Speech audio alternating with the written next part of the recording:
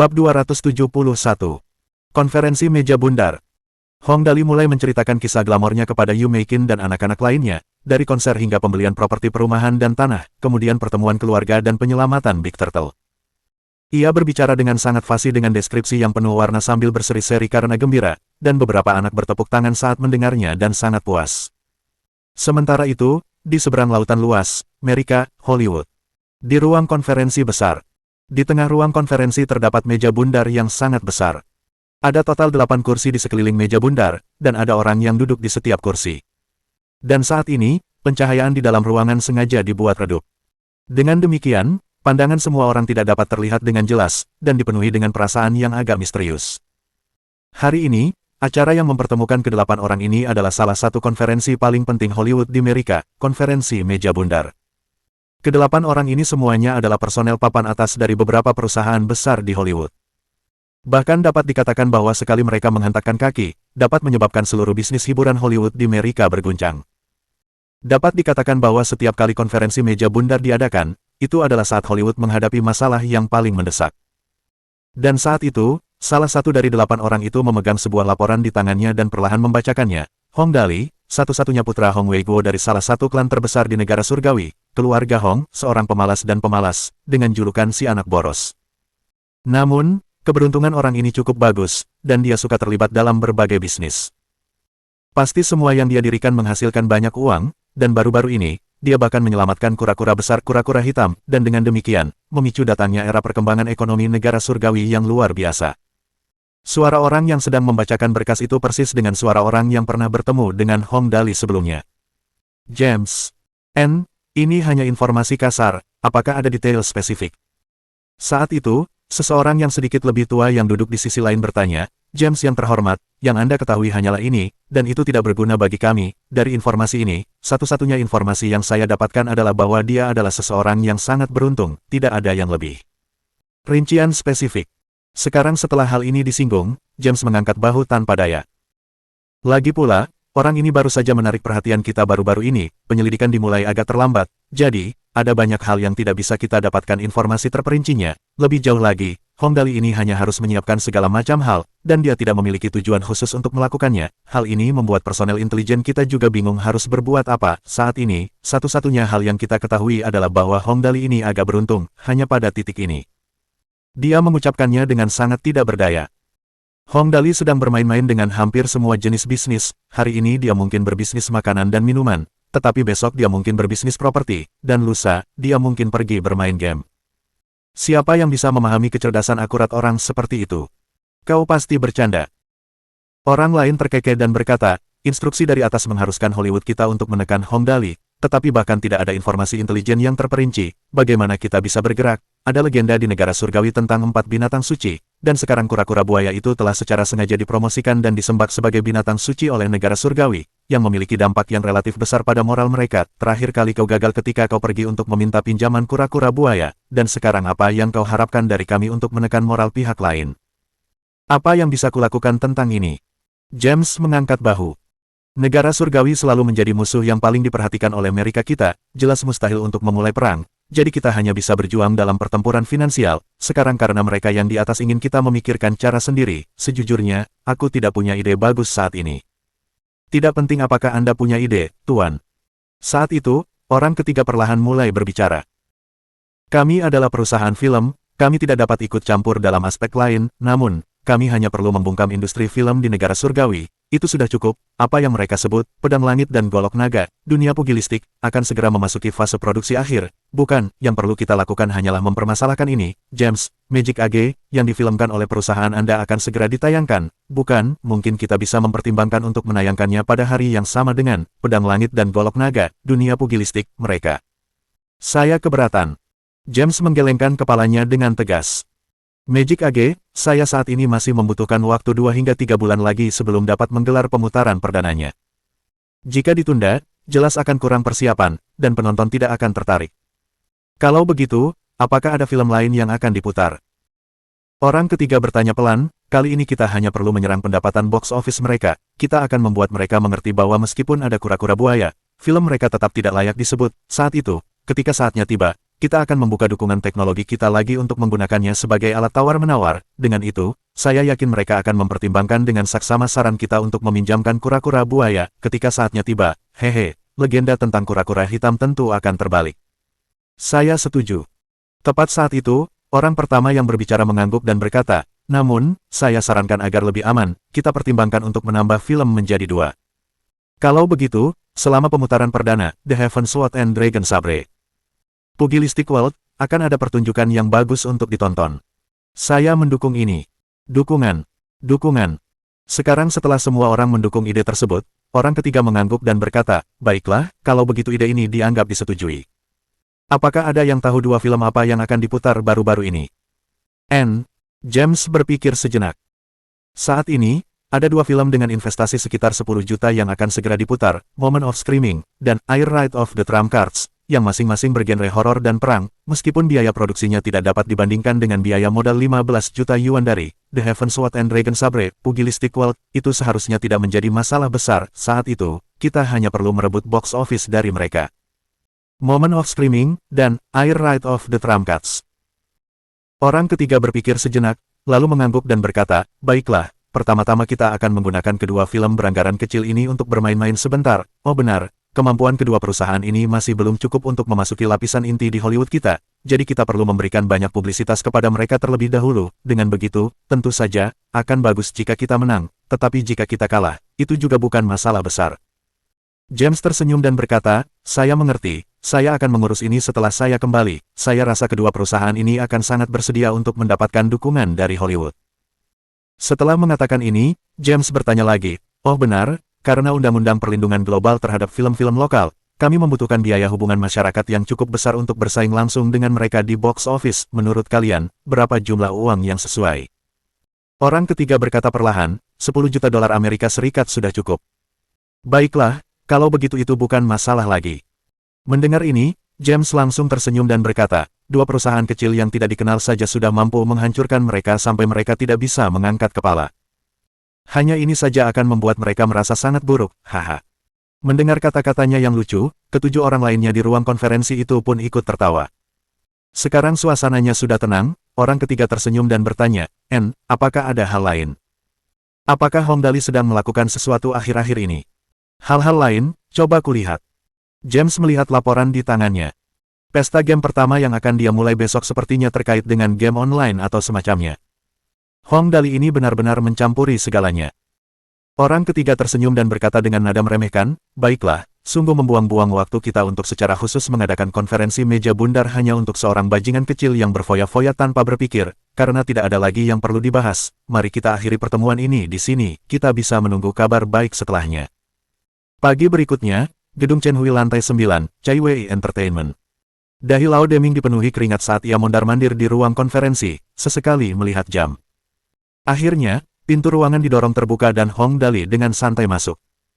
Lao Deming melompat maju dan dengan cemas berkata, Tuan muda, masalah besar, masalah besar. Masalah besar apa yang membuatmu begitu cemas? Hong Dali bertanya dengan heran. Tidak ada hal besar yang terjadi baru-baru ini. Ini Hollywood. Lao Deming berkata dengan putus asa, tanggal pemutaran di negara kita dan pemutaran perdana 2 film Hollywood, Moment of Screaming, dan Air Ride of the Trump Cards telah diumumkan, tanggalnya, tanggal 6 Juli 2 jam lebih awal dari tanggal kita. Oh, begitu mendengar apa yang dikatakan Lao Deming, Hong Dali pun mengerti. Mereka berencana untuk bersaing dengan kita untuk memperebutkan box office. Pasti, kata Lao Deming, tanggal 6 Juli jatuh pada hari Minggu, dan kedua film ini akan diputar secara lokal pada waktu yang sama. Saya khawatir box office kami akan. Lagi pula, ini soal box office. Tidak masalah apakah sedikit lebih tinggi atau lebih rendah. Lagi pula, bukankah film kita cukup bagus setelah diedit? Hong Dali bertanya dengan aneh, namun, ngomong-ngomong, mengapa film mereka bisa diputar di negara kita, tetapi film kita tidak bisa diputar di negara mereka? Logika macam apa ini? Itu karena Undang-Undang Perlindungan Film Nasional. Tepat saat itu, Zhang Kai, yang berada di samping, menjelaskan kepada Hong Dali. Setiap negara memiliki peraturan perlindungan terhadap film lokal mereka. Ambil contoh negara kita, negara ini hanya mengimpor sekitar 30 film American untuk ditayangkan secara lokal, dan itu karena perjanjian perdagangan dunia, atau jumlahnya akan berkurang. Film-film ini perlu melalui beberapa putaran pemeriksaan, itu bukan hanya karena masalah kualitas, tetapi masalah utamanya adalah jumlah pemutaran suatu negara memiliki batas dengan begitu banyak film yang menunggu untuk diputar setiap tahun. Tentu saja, mereka yang lebih dekat akan mendapatkannya terlebih dahulu. Ini cukup menarik.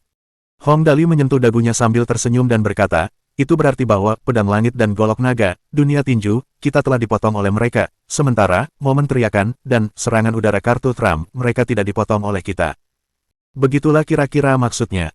Lao Deming berkata dengan marah, mereka jelas berencana untuk bersaing memperebutkan box office dengan kita, tapi kita bahkan tidak bisa menahan hal semacam ini, itu benar-benar menyebalkan. Tidak apa-apa, lakukan saja apa yang seharusnya kau lakukan. Hong Dali tidak sedikit pun khawatir. Pokoknya, aku yakin penonton memiliki mata yang tajam.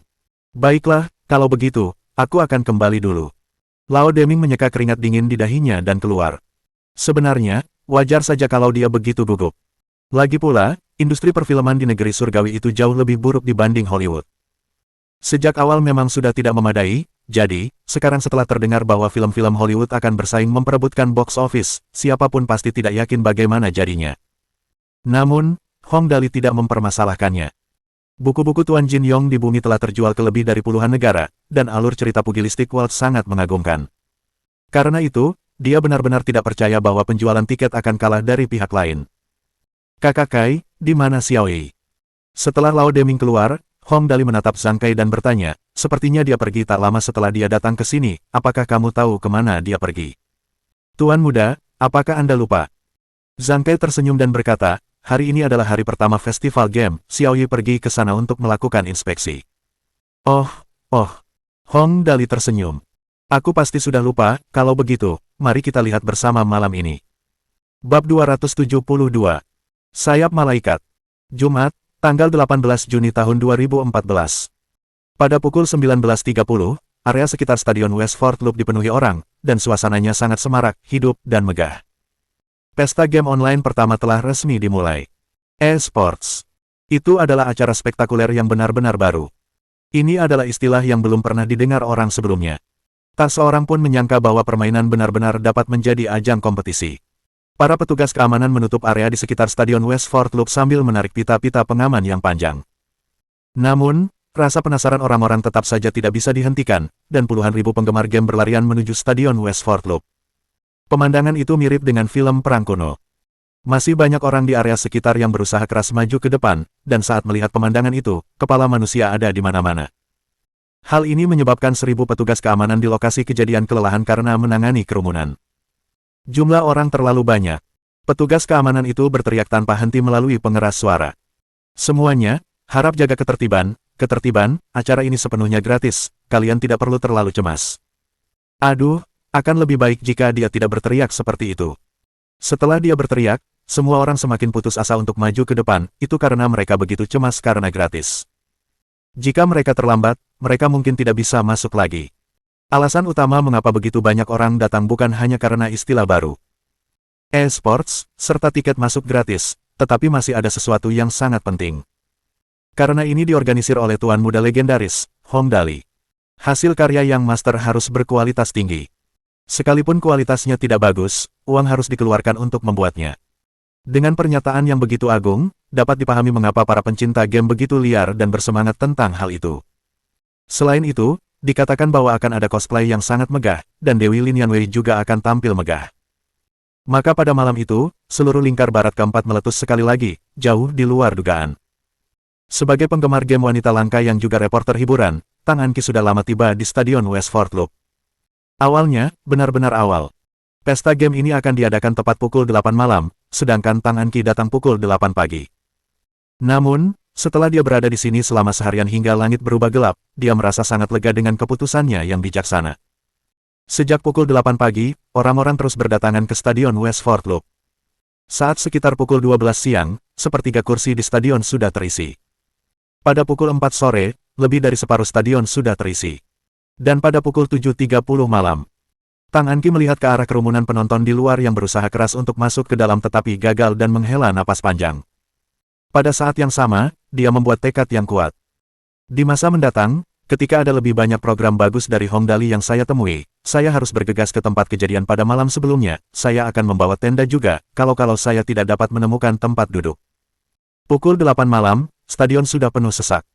Tidak berlebihan jika dikatakan bahwa setiap sudut yang dapat menampung orang berdiri hampir penuh. Tang Anqi menyaksikan seseorang yang tidak dapat menerobos kerumunan dalam perjalanan ke toilet.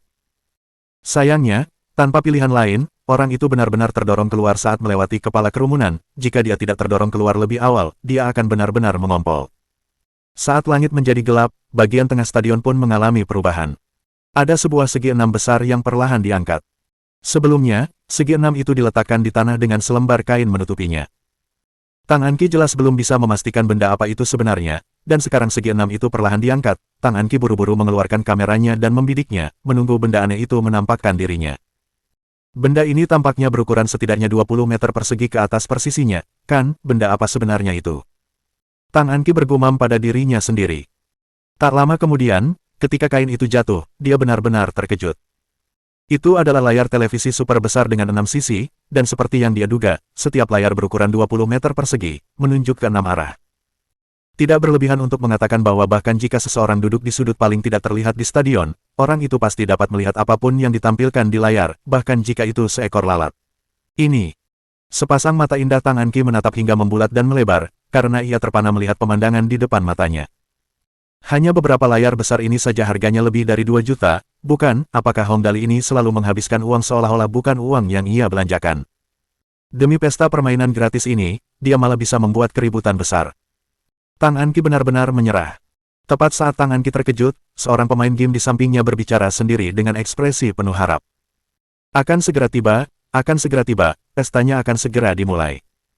Seolah-olah kata-katanya menjadi isyarat dimulainya pesta saat lampu di seluruh stadion dimatikan.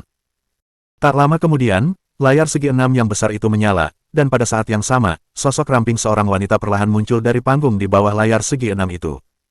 Lingkungan sekitarnya gelap gulita, namun 6 sinar cahaya menyinari wanita itu. Sosok ramping dan elegan dengan rasio emas. Dia sempurna. Dia mengenakan gaun putih panjang, dan di belakangnya ada 6 sayap yang mengepak perlahan. Dia adalah perwujudan kemurnian. Dia adalah bidadari yang turun ke bumi. Dia adalah dewi nomor 1 yang diakui di negara surgawi. Dia adalah Lin Yanwei. Itu Dewi, itu Dewi. Begitu wajah Lin Yanwei muncul di layar televisi segi enam, seluruh kerumunan bergemuruh. Banyak pemuda berteriak dan menjerit. Adegan ini saja sudah cukup untuk membuat mereka merasa tidak ada lagi penyesalan dalam hidup mereka. Sangat cantik. Tang Anqi hanya merasa jantungnya akan melompat keluar, saat sepasang matanya menatap tajam ke 6 sayap di punggung Lin Yanwei. Ketiga pasang sayap malaikat itu, bagaimana tepatnya mereka muncul. Tepat saat Tang Anqi benar-benar terkejut, lampu di stadion tiba-tiba redup. Siluet Lin Yanwei telah menghilang, dan kali ini, seorang peri yang sangat cantik muncul dengan sepasang telinga panjang dan sosok mungil. Wajah peri yang tampan dan sempurna itu tersenyum tipis, dan segera setelah itu, tiba-tiba melompat pelan. Seketika, sepasang sayap tembus pandang muncul di belakangnya saat mengepak pelan, meninggalkan langit malam yang cerah dan berbintang di belakangnya. Tak lama kemudian, sosok setengah manusia setengah binatang, dan juga raksasa muncul masing-masing, dan setiap karakter begitu nyata, sementara setiap properti begitu autentik. Seluruh penonton terpesona saat mereka berteriak dan bersorak dengan sekuat tenaga. Segala sesuatu dalam adegan itu benar-benar memberi dampak kepada penonton, membuat semua orang tercengang dan kehilangan kata-kata. Ya Tuhan! Tang Anqi hampir lupa menekan tombol rana kamera di tangannya, dan berkata dengan linglung, benda-benda ini, Hong Dali, apakah Hong Dali itu benar-benar berhasil melakukan itu? Keren banget. Pria di samping Tang Anqi bergumam, aku benar-benar membuat pilihan yang tepat dengan datang hari ini, semua karakter ini ada di benua naga, aku tidak pernah menyangka mereka akan benar-benar muncul di dunia nyata, ya Tuhan, aku sedang bermimpi, aku pasti sedang bermimpi. Saat berbicara, dia mencubit wajahnya dengan keras, dan setelah itu, dia meringis kesakitan. Aku menyerah. Tang Anqi sudah sepenuhnya tertegun sejak lama. Namun, jelas bahwa puncak acara sesungguhnya baru saja dimulai. Dong. Tanah bergetar sedikit demi sedikit pada waktu-waktu tertentu, menimbulkan dampak pada hati para penonton. Semua lampu sorot bersinar ke tempat yang sama, lorong para kontestan di stadion. Tepat saat itu, seekor kura-kura buaya yang sangat besar perlahan muncul di bawah tatapan mereka. Dan seseorang duduk santai di punggungnya. Seseorang yang tampak agak biasa. Meskipun demikian, mereka yang bermata tajam telah mengenalinya sejak lama. Hanya satu orang di seluruh negara surgawi yang berani duduk di punggung binatang suci, kura-kura hitam. Tuan muda, Hong Dali. Melihat kerumunan besar di stadion, Hong Dali tersenyum tenang dan santai. Adegan itu menjadi tidak terkendali. Ah, Tuan Muda, ini Tuan Muda kura-kura hitam, aku benar-benar melihat kura-kura hitam, ya Tuhan, Tuan Muda sangat keren, cepat dan lihat senyum menawannya, Tuan Muda, aku ingin melahirkan bayi untukmu. Semua orang terkejut. Awalnya hanya kaget sesaat, kemudian diikuti kegembiraan, lalu setelah itu, menjadi liar sampai ke akar-akarnya. Para pecinta game yang datang untuk berpartisipasi dalam festival game itu emosinya tersulut hingga maksimal. Suara sorak-sorai dan teriakan menyatu. Jika suara-suara itu adalah substansi yang nyata, Stadion Westford Loop sekarang pasti sudah rata dengan tanah, dan itu bukan hanya satu kejadian. Tuan Muda Dali sungguh luar biasa hari ini. Di ruang VIP yang disewa di stadion, teman-teman sekolah Hong Dali sedang menonton Hong Dali berpose dengan berbagai cara sambil tertawa terbahak-bahak. Ling Yi berkata, lihatlah ekspresi kakak Dali itu, seperti seorang germo di rumah bordil yang berusaha menarik pelanggan, hahaha. Du Xinzhen berkata dengan percaya diri, aku tahu di ujung jariku bahwa pesta ini akan menjadi hit besar. Tapi aku benar-benar tidak menyangka bahwa teknologi proyeksi holografik milik Blood Consort telah mencapai level ini. Huffet, itu pasti bisa mengalahkan Hollywood milik mereka.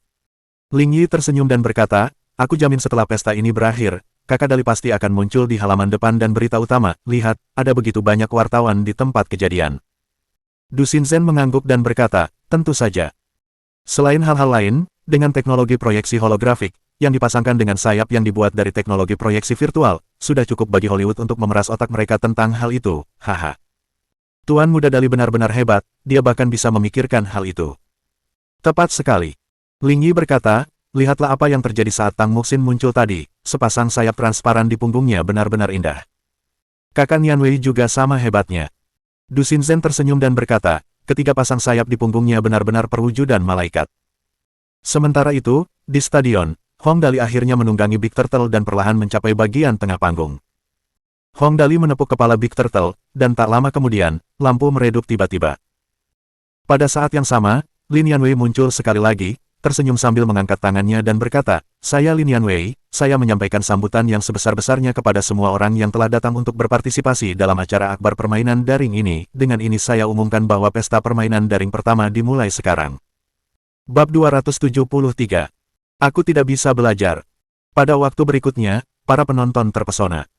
Banyak sekali game baru maupun lama yang dirilis, semua bintang besar hadir di panggung. 6 layar TV besar, webcast langsung eksklusif di situs berbagi video so cool, benar-benar memeriahkan acara gamer yang unik ini.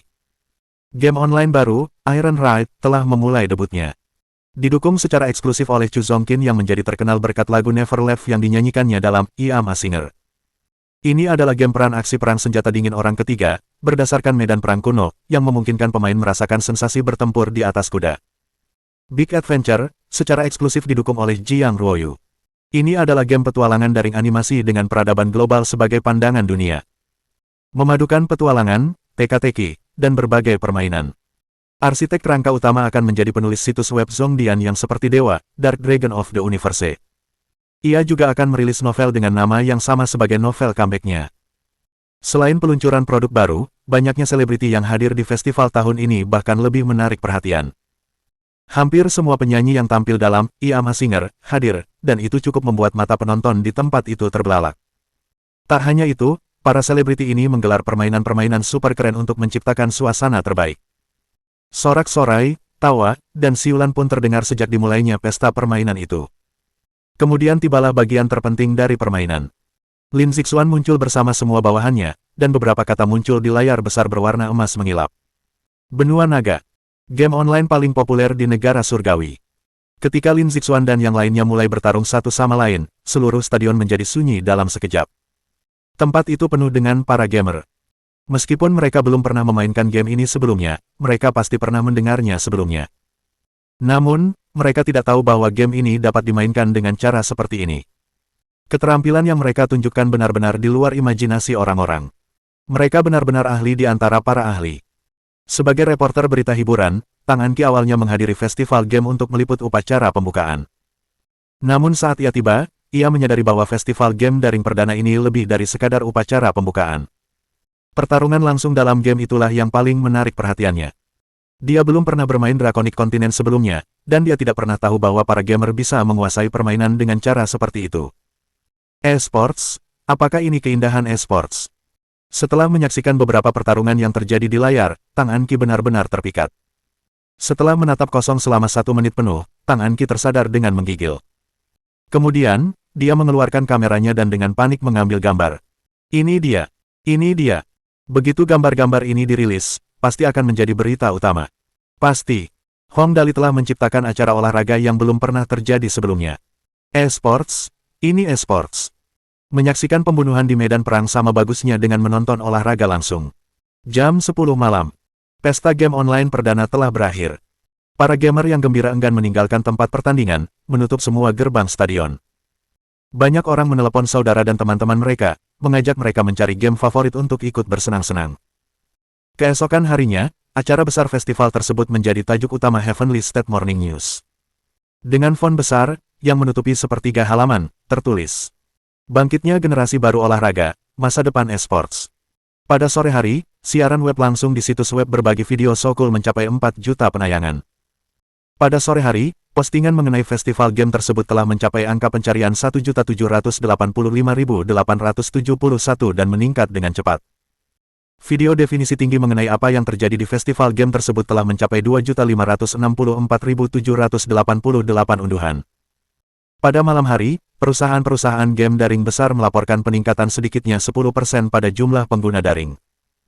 Pada hari ketiga, Sabtu, kafe internet di seluruh negeri penuh, dan banyak sekali pemain yang bergegas masuk ke dalam permainan untuk membunuh, merasakan kenikmatan PK1. Pada hari keempat, Liu Mingxin, Presiden Mingxin Network Corporation, mengumumkan produksi game daring pertarungan murni baru, Dream Dota League, yang dirancang oleh Hong Dali dan didukung oleh Mingxin Network. Selanjutnya, Liu Mingxin merilis beberapa pengaturan karakter hero. Itu menjadi viral dalam sekejap. Saham Mingxin Network Corporation melonjak hingga 23% poin. Gedung Chenhui, lantai 9. Di ruang konferensi kecil, Ling Xiaoyi membuat laporan sambil melakukan konferensi video dengan Hong Weiguo dan Hong Tu melalui laptop. "Guru, Tetua Agung, total biaya pesta permainan ini telah dihitung." Tetua Agung Hong Tu menyentuh jenggotnya. Berapa totalnya? Cepat, beritahu kami." "Kali ini, acaranya cukup besar, berita tentang festival game tersebar di seluruh internet, saya tidak ingat pernah melihat begitu banyak gamer." Hong Weiguo berkata sambil tersenyum, "Ayah, tidak banyak gamer, namun, orang-orang menyukai hal-hal baru. Hong Dali membuat festival game menjadi acara yang sangat besar, dan ada begitu banyak selebritas yang hadir selain penampilan Black Tortoise. Tidak heran festival ini menjadi sangat populer, namun, saya penasaran, apakah festival ini benar-benar tidak merugi?" Tidak mengherankan. Tidak masalah bagi Hong Weiguo untuk menginvestasikan jutaan dolar. Namun, setelah uang diinvestasikan, apakah ada keuntungan atau kerugian? Ini menyangkut gelar Hong Dali sebagai raja pendatang baru tahun ini dalam pertemuan keluarga. Wajar saja jika dia khawatir. Lagi pula, nama lelaki itu bagaikan bayangan pohon, tidak ada seorang pun yang ingin putra kesayangannya merusak reputasi mereka. Ling Xiaoyi berkata sambil tersenyum, "Tuan tua, jika hanya melihat acaranya saja, itu sudah merupakan kerugian, biaya sewa tempat, panggung, dan 6 layar besar menghabiskan banyak uang, jika ditotal, biayanya mencapai 4,18 juta. Hong Weiguo mengangguk. Itu biasa saja, lagi pula, tidak ada biaya masuk, bagaimana dengan sumber pendapatan lainnya, berapa jumlahnya? Karena tidak ada biaya masuk, kerugian sebesar 4,18 juta bukanlah hal yang aneh. Yang benar-benar ingin diketahui Hong Weiguo adalah apakah ada keuntungan di bidang lain, dan berapa jumlahnya, misalnya, dukungan yang diterima oleh para selebritas tersebut. Ling Xiaoyi tersenyum dan melaporkan satu persatu. Keuntungan lainnya tampaknya cukup bagus saat ini, biaya dukungan dari para selebriti, total 12 selebriti mendukung 14 game online, dan biaya dukungan berjumlah 8,4 juta, biaya dukungan rata-rata untuk setiap perusahaan game online adalah 700.000. Mendengar itu, Hong Weiguo dan Hong Tu menarik napas tajam. Nah, dalam kasus itu, keuntungannya berlipat ganda. Dikurangi dengan apa yang dibayarkan kepada para selebriti, Hong Dali menghasilkan sekitar 4 juta. Ling Xiaoyi melanjutkan, karena pesta permainan, harga saham jaringan Mingxin milik Tuan Muda Liu Mingxin naik sebesar 23%, itu setara dengan aset sekitar 80 juta, dan masih terus meningkat. Hong Weiguo menyeka keringat dingin dari kepalanya. Dia tahu bahwa hal-hal yang dipikirkan Hong Dali selalu memengaruhi pasar saham. Sebagai hasil dari pesta permainan, saham jaringan Mingxin milik Liu Mingxin meningkat sebesar 23%. Tidak ada yang rugi jika terlibat dengan putranya yang berharga. Bahkan jenggot Hong Tu pun bergetar. Dia menoleh untuk melihat Mu Yuxi yang paling berbakat di keluarganya dan berkata, Yuxi, apakah kamu mendengarnya? Mu Yuxi tampak terluka saat berkata, ya, aku mendengarnya, tapi tetua-tua, apa yang bisa dilakukan Tuan Muda Dali, aku tidak bisa mempelajarinya. Memboroskan adalah suatu keterampilan. Tidak mudah untuk menguasainya. Mendengar Mu Yuxi, Hong Tu mengungkapkan pengertiannya. Dia tidak pernah menyangka bahwa festival permainan yang diselenggarakan oleh Hong Dali akan menghasilkan begitu banyak uang. Dia mengira bahwa festival itu hanya akan mampu menghasilkan keuntungan dari biaya masuk dan barang dagangan. Siapa yang mengira bahwa saham perusahaan Liu Mingxin akan meningkat begitu banyak? 7 hingga 8 juta dalam sekejap mata.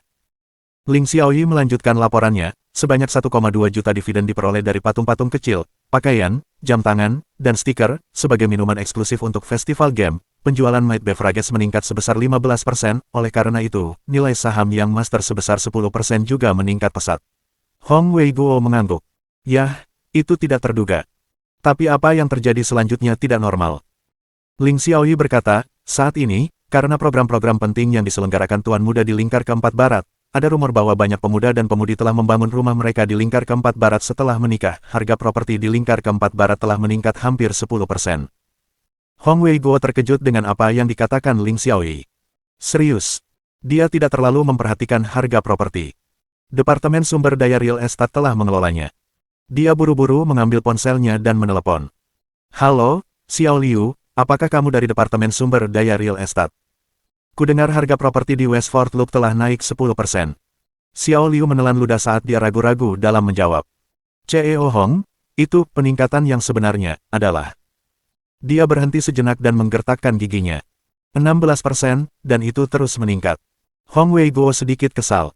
Kenapa kamu tidak memberitahuku lebih awal? Aku bisa membeli lebih banyak tanah, masalah yang sangat besar. Sekretaris Xiao Liu merasa dirugikan. CEO Hong, kami hampir tidak mampu mengelolanya di sini, ada orang yang bertanya tentang perkembangan komunitas. Masalahnya, harga terus naik, Tuan Muda Dali telah melakukan terlalu banyak hal akhir-akhir ini, dan saya sibuk dengan sebidang tanah dari Gunung Tianjing ke lingkar keempat barat, oleh karena itu pelaporan tertunda. Ketika Xiao Liu selesai berbicara, Hong Weiguo tiba-tiba teringat sesuatu. Ya, aku hampir lupa, bagaimana dengan pembahasan tentang tanah?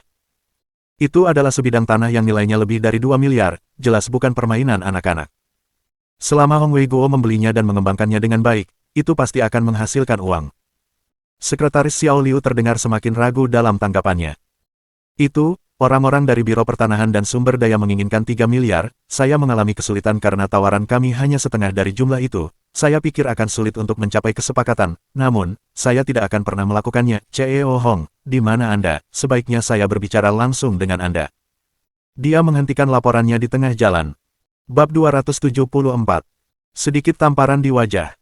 Setelah mendengar apa yang dikatakan Sekretaris Xiao Liu, Hong Weiguo langsung marah.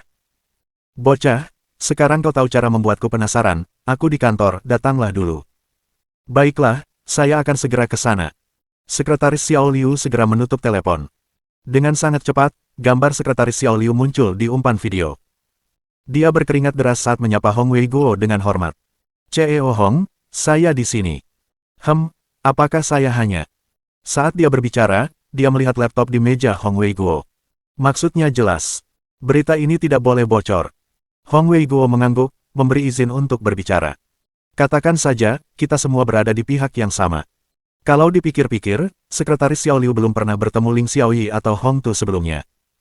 Oleh karena itu, merupakan contoh yang baik dari ketelitiannya bahwa ia bertanya sebelum berbicara. Sekretaris Xiao Liu berkata, begini, awalnya, Biro Pertanahan dan Sumber Daya bermaksud menjual tanah tersebut seharga 3 miliar yuan, kemudian, karena alasan yang tidak kami ketahui, mereka mengubah ketentuan mereka. Ketentuan baru tersebut tampaknya jauh lebih baik daripada membeli tanah secara langsung. Aneh sekali. Hong Weiguo dan Hong Tu berkata, oh, pada saat yang bersamaan. Namun, Xiaoyi merasa bahwa ini ada hubungannya dengan Hong Dali dan itu sangat erat hubungannya dengan dirinya. Sekretaris Xiao Liu menarik napas dalam-dalam dan berkata, begini, Biro Pertanahan dan Sumber Daya tiba-tiba mengubah ketentuan mereka. Selain itu, narahubung juga diubah, narahubung yang baru sangat misterius. Dia juga mengatakan hal-hal aneh. Orang yang dihubungi sudah diganti, dari Biro Pertanahan dan Sumber Daya. Mendengar itu, Hong Weiguo menarik napas dalam-dalam. Itu adalah Biro Pertanahan dan Sumber Daya, sebuah departemen yang sangat kuat. Siapa yang memiliki pengaruh yang begitu besar sehingga mereka berani meminta mereka untuk mengganti narahubung untuk membahas persyaratan? Mungkinkah? Pada titik ini, Hong Wei-guo setidaknya 80% yakin bahwa orang itu dikirim oleh menteri itu. Seperti yang diharapkan, Sekretaris Xiao Liu berkata, ketika narahubung baru tiba, dia langsung memberitahu saya bahwa atasan telah mengirimnya untuk bertanggung jawab penuh atas masalah ini. Kemudian dia memberitahu saya tentang persyaratan mereka. Persyaratan yang mereka tetapkan sangat sederhana. Hong Wei-guo tampak penasaran. Kondisi seperti apa? Kalau yang diutus menteri, syaratnya apa? Dia mengatakan mereka tidak menginginkan sepeser pun untuk tanah itu, Tuan Muda Dali boleh mengembangkan tanah itu sesuka hatinya, namun, dia tidak memberikan perincian apapun tentang persyaratannya, yang dia katakan hanyalah bahwa dia akan memberitahu Anda, Cheo Hong, secara pribadi ketika saatnya tiba dan bahwa Anda harus menyetujui persyaratannya. Dia juga menjamin bahwa Anda akan dengan senang hati menerima persyaratannya. Sekretaris Xiao Liu sendiri bingung ketika mengatakan ini. Kemudian, ketika dia pergi, dia menyebutkan bahwa tanah itu tidak akan buruk jika digunakan sebagai basis untuk teknologi digital, film, dan hiburan. Saya tidak tahu apakah dia mengatakan itu sambil lalu atau sengaja, hanya satu pernyataan yang tidak masuk akal, dan tidak lebih. Pernyataan yang tidak masuk akal, dengan hanya satu syarat. Semua orang yang hadir tidak dapat memahami apa yang mereka dengar. Hong Wei-guo memikirkannya sejenak, lalu melambaikan tangannya dan berkata, saya mengerti, Anda dapat pergi terlebih dahulu. Ya, benar, jangan sebutkan masalah ini kepada siapapun. Saya mengerti. Sekretaris Xiao Liu segera pergi. Hong Wei-guo berpikir lama dan akhirnya berkata perlahan, Ayah, apa pendapatmu tentang masalah ini? Saat ini, sepertinya negara kita sedang bersiap untuk bersaing dengan Hollywood, film dan hiburan dipadukan dengan teknologi digital. Hong Tu memikirkannya. Ya, dia lebih tua dan lebih berpengalaman dan dengan cepat memikirkan sebuah kemungkinan. Wei-guo, mungkin saja situasinya seperti ini. Hong Tu berkata perlahan, negara kita mengubah pendiriannya tentang hal-hal yang berkaitan dengan teknologi digital setelah festival game, teknologi seperti apa yang terungkap selama festival game. Hong Wei-guo memikirkannya sejenak dan matanya tiba-tiba berbinar. Terkait dengan teknologi, Ayah, Anda berbicara tentang itu, teknologi proyeksi holografik. Hong Tu mengangguk setuju. Ya, benar, teknologi proyeksi holografik berhasil diteliti oleh gadis Lin Chuyin. Kan, teknologi itu kini telah mencapai tahap di mana ia dapat melakukan pelacakan GPS secara akurat. Itu membuktikan bahwa negara kita saat ini merupakan salah satu pemimpin di bidang pencitraan. Setidaknya, kita belum mendengar berita apapun mengenai keberhasilan di bidang ini dari Amerika, benar. Hong Wei-guo berkata dengan gembira, ya, sekarang saya mengerti, rencana saat ini dari atas adalah untuk mendukung penelitian teknologi Lin Chuyin. Sepetak tanah ini diberikan kepada kita secara gratis sebagai tanda ketulusan mereka. Dengan laboratorium penelitian Lin Chuyin di dekatnya, meneliti teknologi akan jauh lebih mudah. Selain itu, industri film dapat mewujudkan potensi penuhnya dengan teknologi proyeksi holografik yang dapat melakukan penentuan lokasi GPS yang akurat. Mungkin negara ini yakin bahwa mereka mampu menyaingi Hollywood milik mereka sekarang. Hong Tu berkata sambil mengangguk, pasti seperti itu, Dali, anak ini, entah bagaimana berhasil menerobos dan berhasil menembus penghalang teknologi Hollywood. Sekarang, teknologi kita lebih maju daripada mereka. Negara kita pasti berencana membangun pusat film yang mirip dengan Hollywood agar dapat menghadapi mereka secara langsung jika dan ketika perang ekonomi meletus. Ya, Amerika selalu menganggap negara kita sebagai musuhnya. Skenario ini sangat mungkin terjadi. Hong Wei-guo mengusap dagunya dan berkata setuju.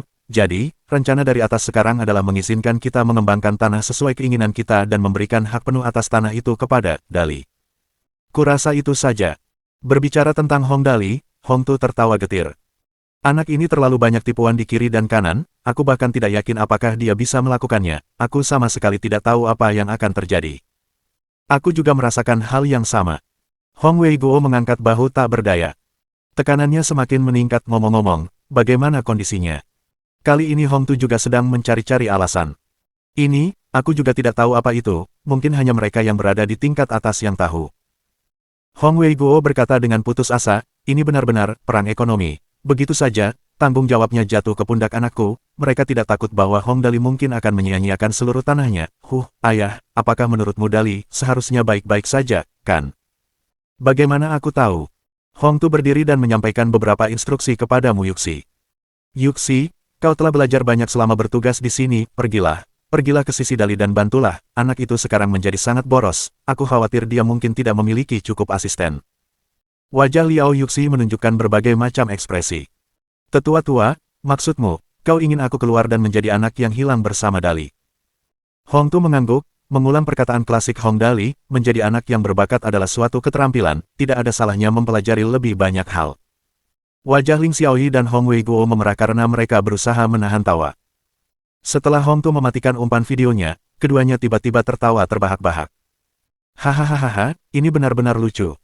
Di seberang lautan, Amerika, Hollywood. Di dalam ruang pertemuan besar. 8 kursi di sekeliling meja bundar di tengah ruangan terisi penuh. Cahaya redup, dan tidak mungkin melihat dengan jelas wajah-wajah yang hadir. Semuanya sangat misterius. Pertemuan meja bundar Hollywood. Disinilah mereka memutuskan cara untuk bersaing dengan The Heaven's Sword and Dragon Sabre, Pugilistic World di box office. Awalnya semua orang sepakat akan hal itu. Namun, kini arah angin telah berubah. Bagaimana Hong Dali ini bisa memiliki teknologi seperti itu? James memukul meja bundar dengan putus asa, sambil berteriak, teknologi proyeksi holografik, bagaimana mungkin ia dapat menemukan lokasi dengan GPS secara akurat? Lihat sayap-sayap itu, mereka tampak hampir nyata, efeknya jauh lebih baik dibandingkan dengan animasi CG, jauh lebih baik. James sedang merasa tidak enak saat itu. Tamparan kecil di wajah Hong Dali membuatnya sangat tertekan. Dia mengira bahwa dengan pengetahuan teknologi Hollywood yang unggul, Heavenly State pasti akan mengambil pendekatan yang halus dan mengirim seseorang untuk memulai hubungan kerja. Dia tidak menyangka bahwa Hong Dali akan menamparkan wajah mereka secara kiasan karena pesta permainan. Bagaimana dia bisa menerimanya begitu saja? Apa gunanya mengatakan semua ini sekarang? Seseorang yang duduk di sebelah utara berkata dengan suara rendah, yang perlu kita pikirkan sekarang adalah serangan balik. Serangan balik, tidak ada gunanya marah-marah sekarang, James. James berkata dengan marah, aku tahu itu tidak bisa menyelesaikan masalah, setidaknya harus ada rencana untuk mengatasinya. Sekarang mereka sudah memiliki teknologi di tangan mereka, bagaimana dengan kita, apa yang kita miliki yang bisa melawan mereka? Teknologi animasi CG kami jauh lebih unggul dari mereka. Sebuah suara dari kursi di selatan berkata. Hanya satu teknologi itu saja tidak cukup untuk membuatmu terkejut dan kehilangan ketenanganmu. James, dari apa yang aku tahu, mereka juga berhasil mengembangkan pencitraan holografik. Kami masih dalam tahap di mana kami hanya dapat membuat gambar monokrom. Aku yakin tidak akan lama lagi sebelum kami mencapai tahap di mana kami dapat melakukannya dengan warna penuh. James menamparkan laporan itu dengan keras. Tidak masalah apakah itu monokrom atau penuh warna, ini tidak penting, yang penting adalah seberapa akurat lokasi GPS. Tanpa sistem pelacak GPS yang akurat, teknologi proyeksi holografik hanya dapat digunakan sebagai peralatan untuk memutar ulang animasi. Hanya dengan pelacak GPS yang akurat, ia dapat menjadi senjata yang ampuh. Cukup. Suara seorang tua di ruangan itu angkat bicara. Ini bukan saatnya untuk berdebat tentang ini. Yang perlu kita pikirkan sekarang adalah cara untuk menyaingi film mereka di box office. Dua film yang kita miliki sekarang sedang menjalani tahap kedua penyuntingan darurat, dan efek khususnya jauh lebih baik dari sebelumnya. Saya yakin masalahnya tidak besar. James berkata sambil menggertakkan giginya, hanya itu yang bisa kita lakukan sekarang, kita harus berjuang melawan perang ini dengan baik. Beberapa hari berikutnya berlalu dengan damai. Tak lama kemudian, hari Sabtu, tanggal 6 Juli, pukul 10 pagi. Film blockbuster Hollywood, Air Ride of the Trump Cards, memulai debutnya di semua bioskop utama di Heavenly State. Film, Air Ride of the Trump Cards, dibintangi oleh aktor American yang terkenal, John Clata. Film ini berkisah tentang dua pilot, Daimus dan Seymour, yang telah menjadi mitra selama bertahun-tahun. Penampilan mereka sangat bagus, tetapi mereka tidak pernah dipromosikan. Daimus, yang merasa bahwa hal itu tidak adil, memutuskan untuk mengambil tindakan sendiri dan mendapatkan apa yang pantas diterimanya dari pemerintah. Selama menjalankan misi, Daimus mengeluarkan Seymour dari kokpit saat ia mencoba mengambil dua bom nuklir dari sebuah pesawat siluman. Beruntung, Seymour mengenakan parasut dan berhasil lolos tanpa cedera. Setelah Daimus mendapatkan bom nuklir, ia memeras pemerintah untuk sejumlah besar uang dengan ancaman bahwa ia akan menjatuhkan bom di pusat kota jika mereka tidak mengabulkan tuntutannya. Pada saat yang sama, Seymour dan polisi wanita cantik Tira berusaha sekuat tenaga untuk menemukan Daimus dan mengambil bom nuklir. Ini adalah film laris khas Hollywood yang menarik banyak perhatian penonton bioskop. Sekarang, karena mereka mencoba bersaing dengan Pugilistic World di box office, mereka telah berusaha keras mempromosikan film tersebut. Film tersebut kini siap diputar di bioskop-bioskop Heavenly State, dan banyak penggemar film yang sangat menantikan perilisannya. Perang ekonomi antara kedua negara tidak menjadi perhatian orang kebanyakan. Yang mereka pedulikan hanyalah apakah film tersebut bagus. Pada tanggal 1 Juli semua bioskop besar telah terjual habis. Semua orang bersiap untuk memanjakan mata mereka dan kemudian membanggakan film yang telah mereka tonton kepada teman-teman dan saudara mereka. Bagaimanapun, film laris dari Hollywood tidak pernah gagal untuk membuat orang terkesan. Bab 275. 10 juta dolar Amerikan. Pada saat yang sama, di seberang lautan, Amerika, Hollywood. Konferensi meja bundar ketiga. James, bagaimana penjualan tiket di negara surgawi? Tanya seorang yang duduk di utara dengan suara rendah. Untuk bersaing dengan pedang surga dan pedang naga. Dunia pugilistik, di penjualan tiket, Hollywood telah mengadakan 3 konferensi meja bundar. Mereka tampaknya membesar-besarkan masalah kecil. Namun, perintah dari atasan tidak boleh dilanggar. Tujuan utama mereka kali ini adalah untuk bersaing dengan Pugilistic World saat sedang ditayangkan, jadi semakin baik air ride of the trump cards di box office, semakin tinggi peluangnya untuk menurunkan pendapatan box office Pugilistic World. Mereka tidak punya pilihan selain menanggapinya dengan serius. James menatap laptopnya, wajahnya penuh senyum. Saat ini, kami telah melampaui 5 juta dolar dalam perolehan box office, dan jumlahnya masih meningkat dengan cepat. Saya yakin itu mungkin. Pendapatan box office saat ini dapat dengan mudah melampaui angka 8 juta dolar. Haha, sudah cukup bagus bahwa film yang telah kami investasikan 7 juta dolar ini dapat menghasilkan hasil yang luar biasa. Mereka menginvestasikan 7 juta dolar, tetapi film tersebut telah mencapai angka 8 juta dolar di box office. Itu benar-benar sebuah prestasi yang patut dibanggakan. Semua orang di ruang rapat tersenyum mendengar pengumuman James. Seseorang berkata, ya, tidak terlalu buruk. Jika situasi saat ini terus berlanjut, total pendapatan box office seharusnya sekitar 15 juta dolar. Orang lain berkata, ya, dalam kasus ini, saya pikir pendapatan box office untuk hari pembukaan Pugilistic World mereka pasti tidak akan tinggi. Hehe, mereka menginvestasikan 20 juta ke Pugilistic World. Jika pendapatan box office bahkan tidak mencapai 10 juta, saya membayangkan wajah Hong Dali akan terlihat sangat buruk. Thomas tertawa histeris. Saya hampir bisa membayangkan ekspresi Hong Dali yang kalah, haha, berhadapan dengan Hollywood. Bagaimana kita bisa membiarkannya menang? Dia mungkin sangat beruntung, tetapi keberuntungan tidak berpengaruh pada perolehan box office. Orang ketiga berkata sambil tertawa, benar sekali, mari kita lihat ekspresi seperti apa yang akan ditunjukkannya kali ini. Kita akan tetap pada tempo ini dan melawan habis-habisan industri film negeri surgawi. Selama itu adalah film epik, kita pasti akan bersaing dengan mereka di box office. Kita akan terus maju sampai mereka bersedia meminjamkan kita Big Turtle. Semua orang tertawa. James tiba-tiba bertanya, tetapi, menurut peraturan perlindungan film dunia, apakah negara surgawi akan mengizinkan kita untuk terus melakukan itu? Sejujurnya, saya merasa kejadian ini bahkan tidak dapat dipercaya.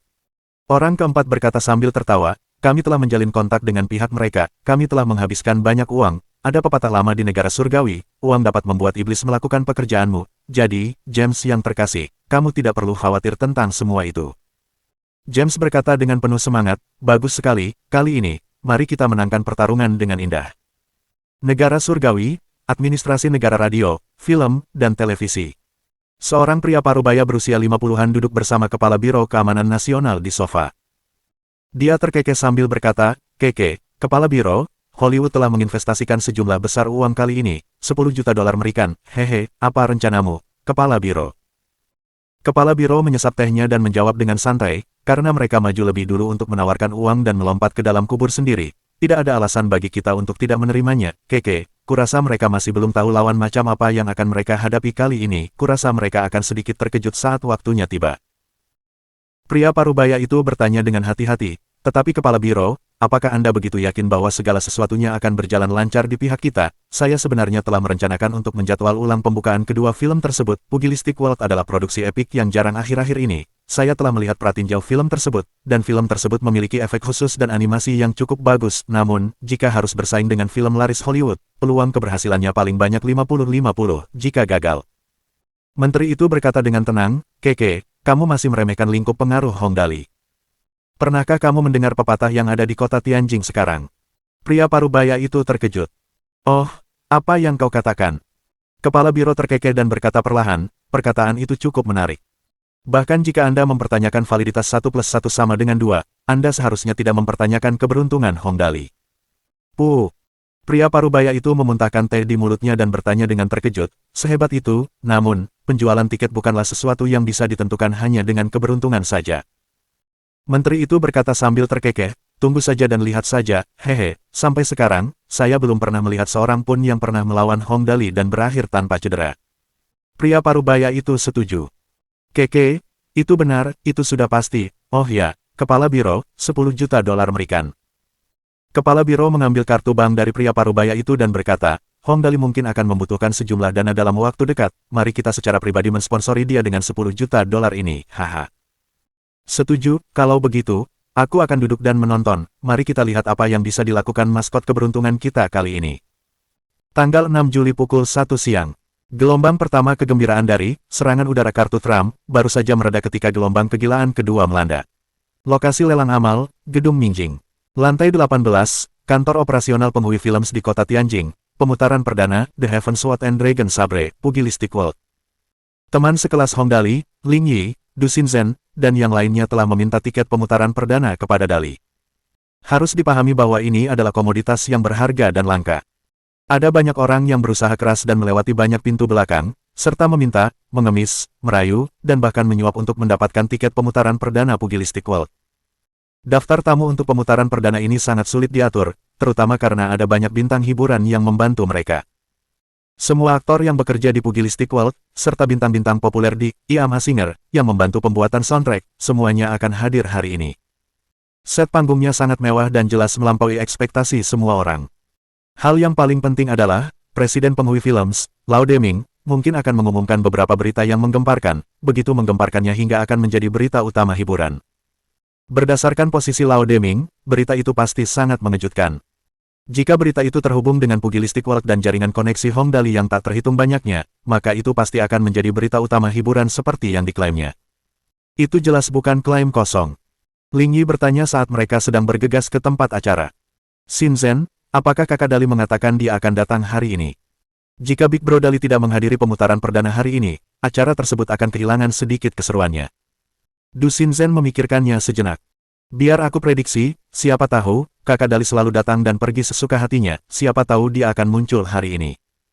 Ji Ziruo berkata pelan, saya tidak melihat iring-iringan mobil Tuan Muda Dali, saya rasa dia belum datang. Ling Yi menggelengkan kepalanya. Belum sampai. Sayang sekali. Ketika mereka sampai di lantai 18 tempat kantor operasional Penghui Films di Tianjin berada, mereka diserbu oleh gelombang lampu kilat kamera yang terang. Para wartawan dari semua media besar hadir di sana dengan perlengkapan, pertempuran, lengkap, serta laptop di punggung dan perekam di tangan mereka, menghalangi pintu masuk. Jumlah kepala yang berkumpul sedikitnya 4 atau 500 orang. Suasananya sangat meriah, dan mereka begitu bersemangat hingga hampir memasukkan mikrofon mereka ke mulut para tamu yang hadir. Beruntung Ling Yi dan kelompoknya jelas bukan selebriti. Staf memandu mereka ke lorong di pinggir. Lagi pula, karpet merah hanya untuk anggota tim produksi, para aktor, dan selebriti lainnya. Tanah tiba-tiba bergetar dengan teriakan dan kerumunan orang berdesakan maju. Gerombolan wartawan yang sangat bersemangat bergegas maju. Ah, Direktur Lin ada di sini. Ling Yi dan rekan-rekannya berbalik dan melihat seorang pria dengan kantong di sekujur tubuh, menjilati permen lollipop. Itu adalah Direktur Lin Hao. Pria tua itu menggendong penyanyi populer terbaru Jiang Ruoyu di lengannya. Keduanya berjalan menyusuri karpet merah bersama-sama, melambaikan tangan dengan angkuh kepada semua orang sebagai ucapan salam. Banyak kamera yang tiba-tiba memancarkan cahaya, cahayanya datang lebih cepat dari tetesan air hujan. Sutradara Lin, saya reporter Star Weekly Magazine, Tang Anqi, semua orang memperhatikan Pugilistic World, sekarang film itu akan segera tayang, bisakah Anda berbagi pendapat Anda? Tang Anqi, yang berada di festival game, telah merasakan dengan intuisinya yang tajam bahwa pemutaran perdana film ini akan menjadi berita besar di seluruh negeri. Dia telah meminta, dan memperoleh persetujuan dari atasannya, untuk izin bertanggung jawab atas laporan ini. Tang Anqi tiba lebih dulu, diikuti oleh wartawan lain yang bergegas maju. Dalam sekejap mata, Lin Hao dikelilingi oleh mikrofon. Kepalanya tampak besar dan tampak seperti kuncup tunggal di tengah banyak daun. Sejujurnya, sutradara Lin adalah seorang sutradara dan orang penting, tetapi mereka tidak perlu terlalu bersemangat. Namun, hal itu menunjukkan betapa besar perhatian yang diperoleh Pugilistic World. Pada akhirnya, yang menarik perhatian para wartawan adalah pertarungan antara film produksi lokal dan film laris Hollywood. Mereka mendengar bahwa Hollywood telah menyiapkan dua film, Moment of Screaming, dan Air Ride of the Trump Cards, untuk bersaing dengan Pugilistic World di box office. Tidak akan mudah untuk menghadapi dominasi Hollywood. Sutradara Lin sangat menyadari pikiran batin para wartawan ini. Ia tersenyum dan berkata, hari ini adalah perang, tetapi saya yakin kita akan menang, terima kasih. Ia kemudian berjalan perlahan menyusuri karpet merah bersama Jiang Ruoyu dan membubuhkan tanda tangan pada poster besar Pugilistic World di dinding di satu sisi. Mereka kemudian meninggalkan para wartawan dan melanjutkan perjalanan. Banyak wartawan berseru, keren sekali, aku suka tipe pria seperti ini. Namun, Tang Anqi jelas jauh lebih pintar, pikirannya jauh lebih tajam. Sambil memperhatikan punggung keduanya, dia merenung.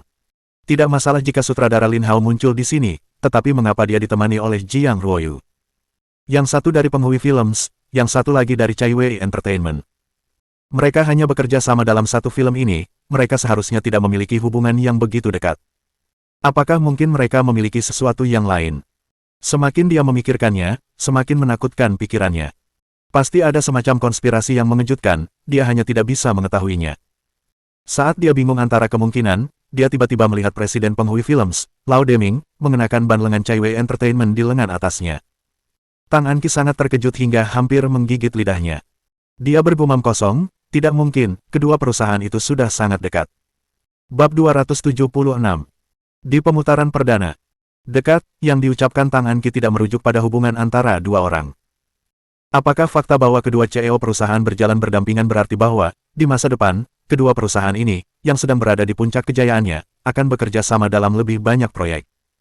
Mungkin menghasilkan film epik lainnya. Jika dia menyampaikan pemikiran itu kepada Tuan Muda Hong Dali yang berada di balik semua itu. Tang Anqi bergumam, ya Tuhan, hari itu akhirnya tiba, ini pasti menjadi berita terbesar di negara ini tahun ini, pasti begitu. Dengan pemikiran itu, Tang Anqi tidak lagi tertarik untuk diwawancarai. Dia bergegas ke pintu, memberikan undangannya kepada staf yang hadir, dan memasuki aula utama, sekelompok orang idiot di luar, informasi apa yang bisa mereka peroleh dari wawancara sekarang. Yang paling bisa mereka dapatkan hanyalah beberapa foto. Lebih penting baginya untuk masuk sekarang saat jumlah orang lebih sedikit dan mengambil tempat duduk reporter yang paling dekat dengan mimbar. Tepat di tengah aula pemutaran perdana terdapat mimbar dengan poster film yang sangat besar. Pemeran utama pria dan wanita berada di tengah poster. Di sebelah kiri adalah Musik Xiao yang sangat tampan dengan tanda lahir merah di tengah dahinya. Kura-kura hitam besar berada di sebelah kanan. Perhatian Tang Anqi langsung tertuju pada poster tersebut. Dia terutama tidak bisa mengalihkan pandangannya dari Musik Xiao. Dia bergumam, pria ini adalah. Dia melihat lagi dan yakin bahwa, hanya dengan memiliki karakter yang tampan ini, pendapatan box office film ini pasti tidak akan rendah. Kursi-kursi di aula utama pertunjukan sudah hampir penuh. Sebagian besar ditempati oleh penggemar yang masuk dengan cara menarik tali. Tang Anqi sudah masuk lebih awal. Sekelompok wartawan bodoh berkerumun di sekitar pintu masuk dan kursi yang disediakan untuk media hampir kosong. Tang Anqi segera memilih kursi di dekat bagian depan dan duduk. Itu dia. Kursi-kursi di acara-acara seperti itu biasanya diberi nomor, jadi Tang Anqi mengeluarkan ponselnya dan menelepon. Bos He, saya sekarang ada di pemutaran perdana, mungkin akan ada pengumuman besar hari ini, bisakah Anda membantu saya mengamankan kursi di barisan depan? Sebelumnya, Tang Anqi telah melaporkan festival game perdana tanpa izin. Itu sukses besar, dan angka penjualan majalah Star Entertainment meningkat 2 kali lipat.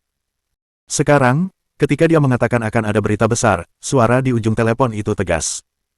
Tunggu sebentar, saya akan menghubungi orang yang bertanggung jawab di lokasi.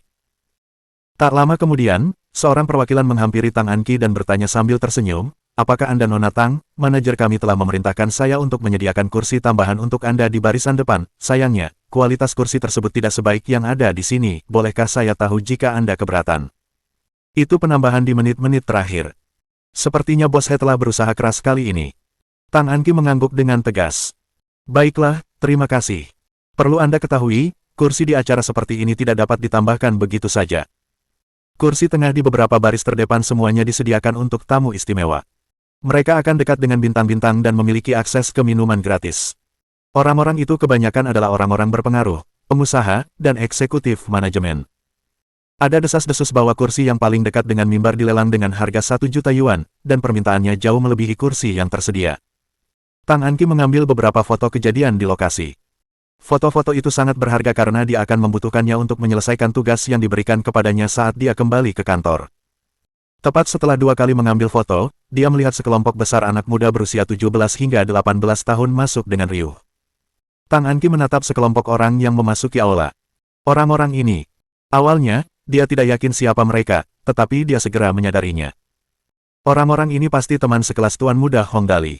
Tidak mungkin mereka bisa berada di sini dalam kelompok sebesar itu jika itu adalah anak-anak orang kaya lainnya.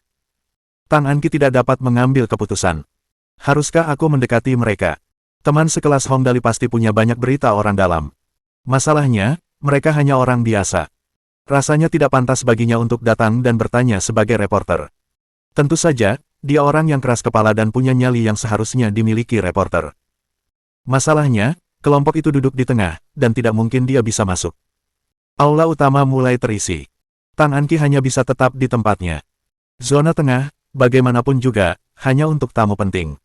Dia hanyalah seorang reporter yang tidak penting dan tidak bisa masuk. Saat dia duduk dengan muram, dia mendengar suara pelan seorang pria dan seorang wanita sedang berbicara di dekatnya. Dia melirik dan melihat bahwa mereka berdua memiliki kartu tanda pengenal reporter di dada mereka.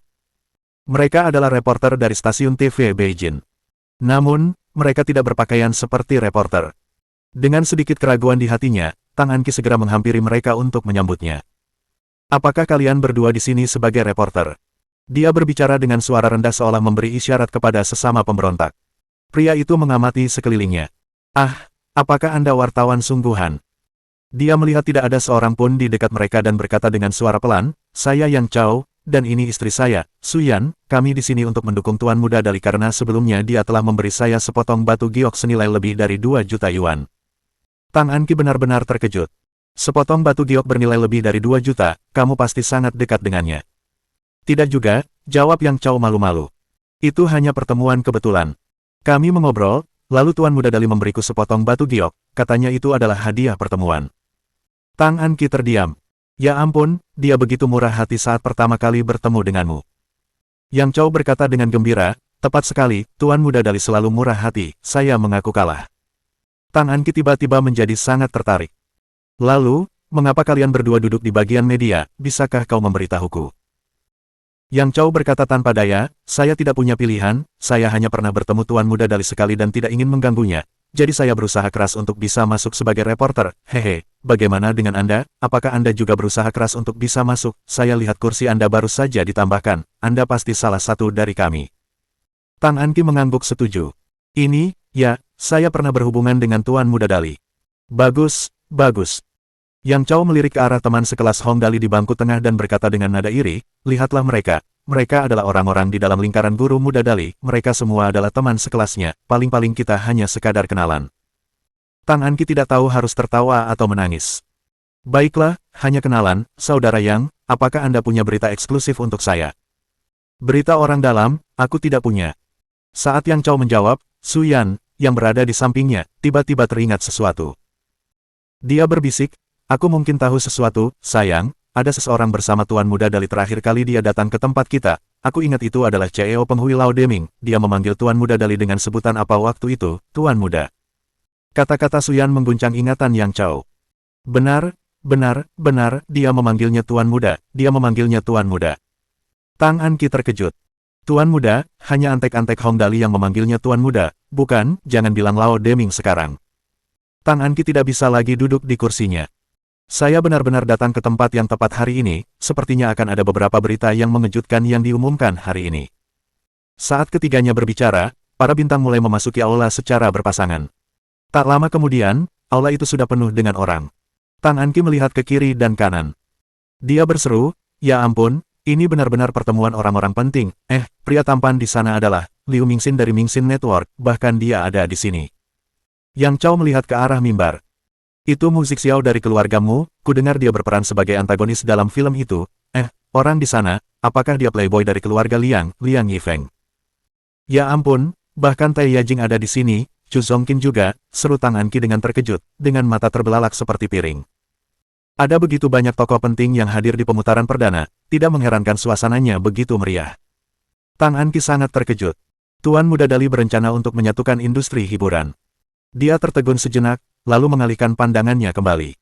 Dia melihat seseorang di antara kerumunan dan bertanya pelan, siapa wanita di barisan depan itu?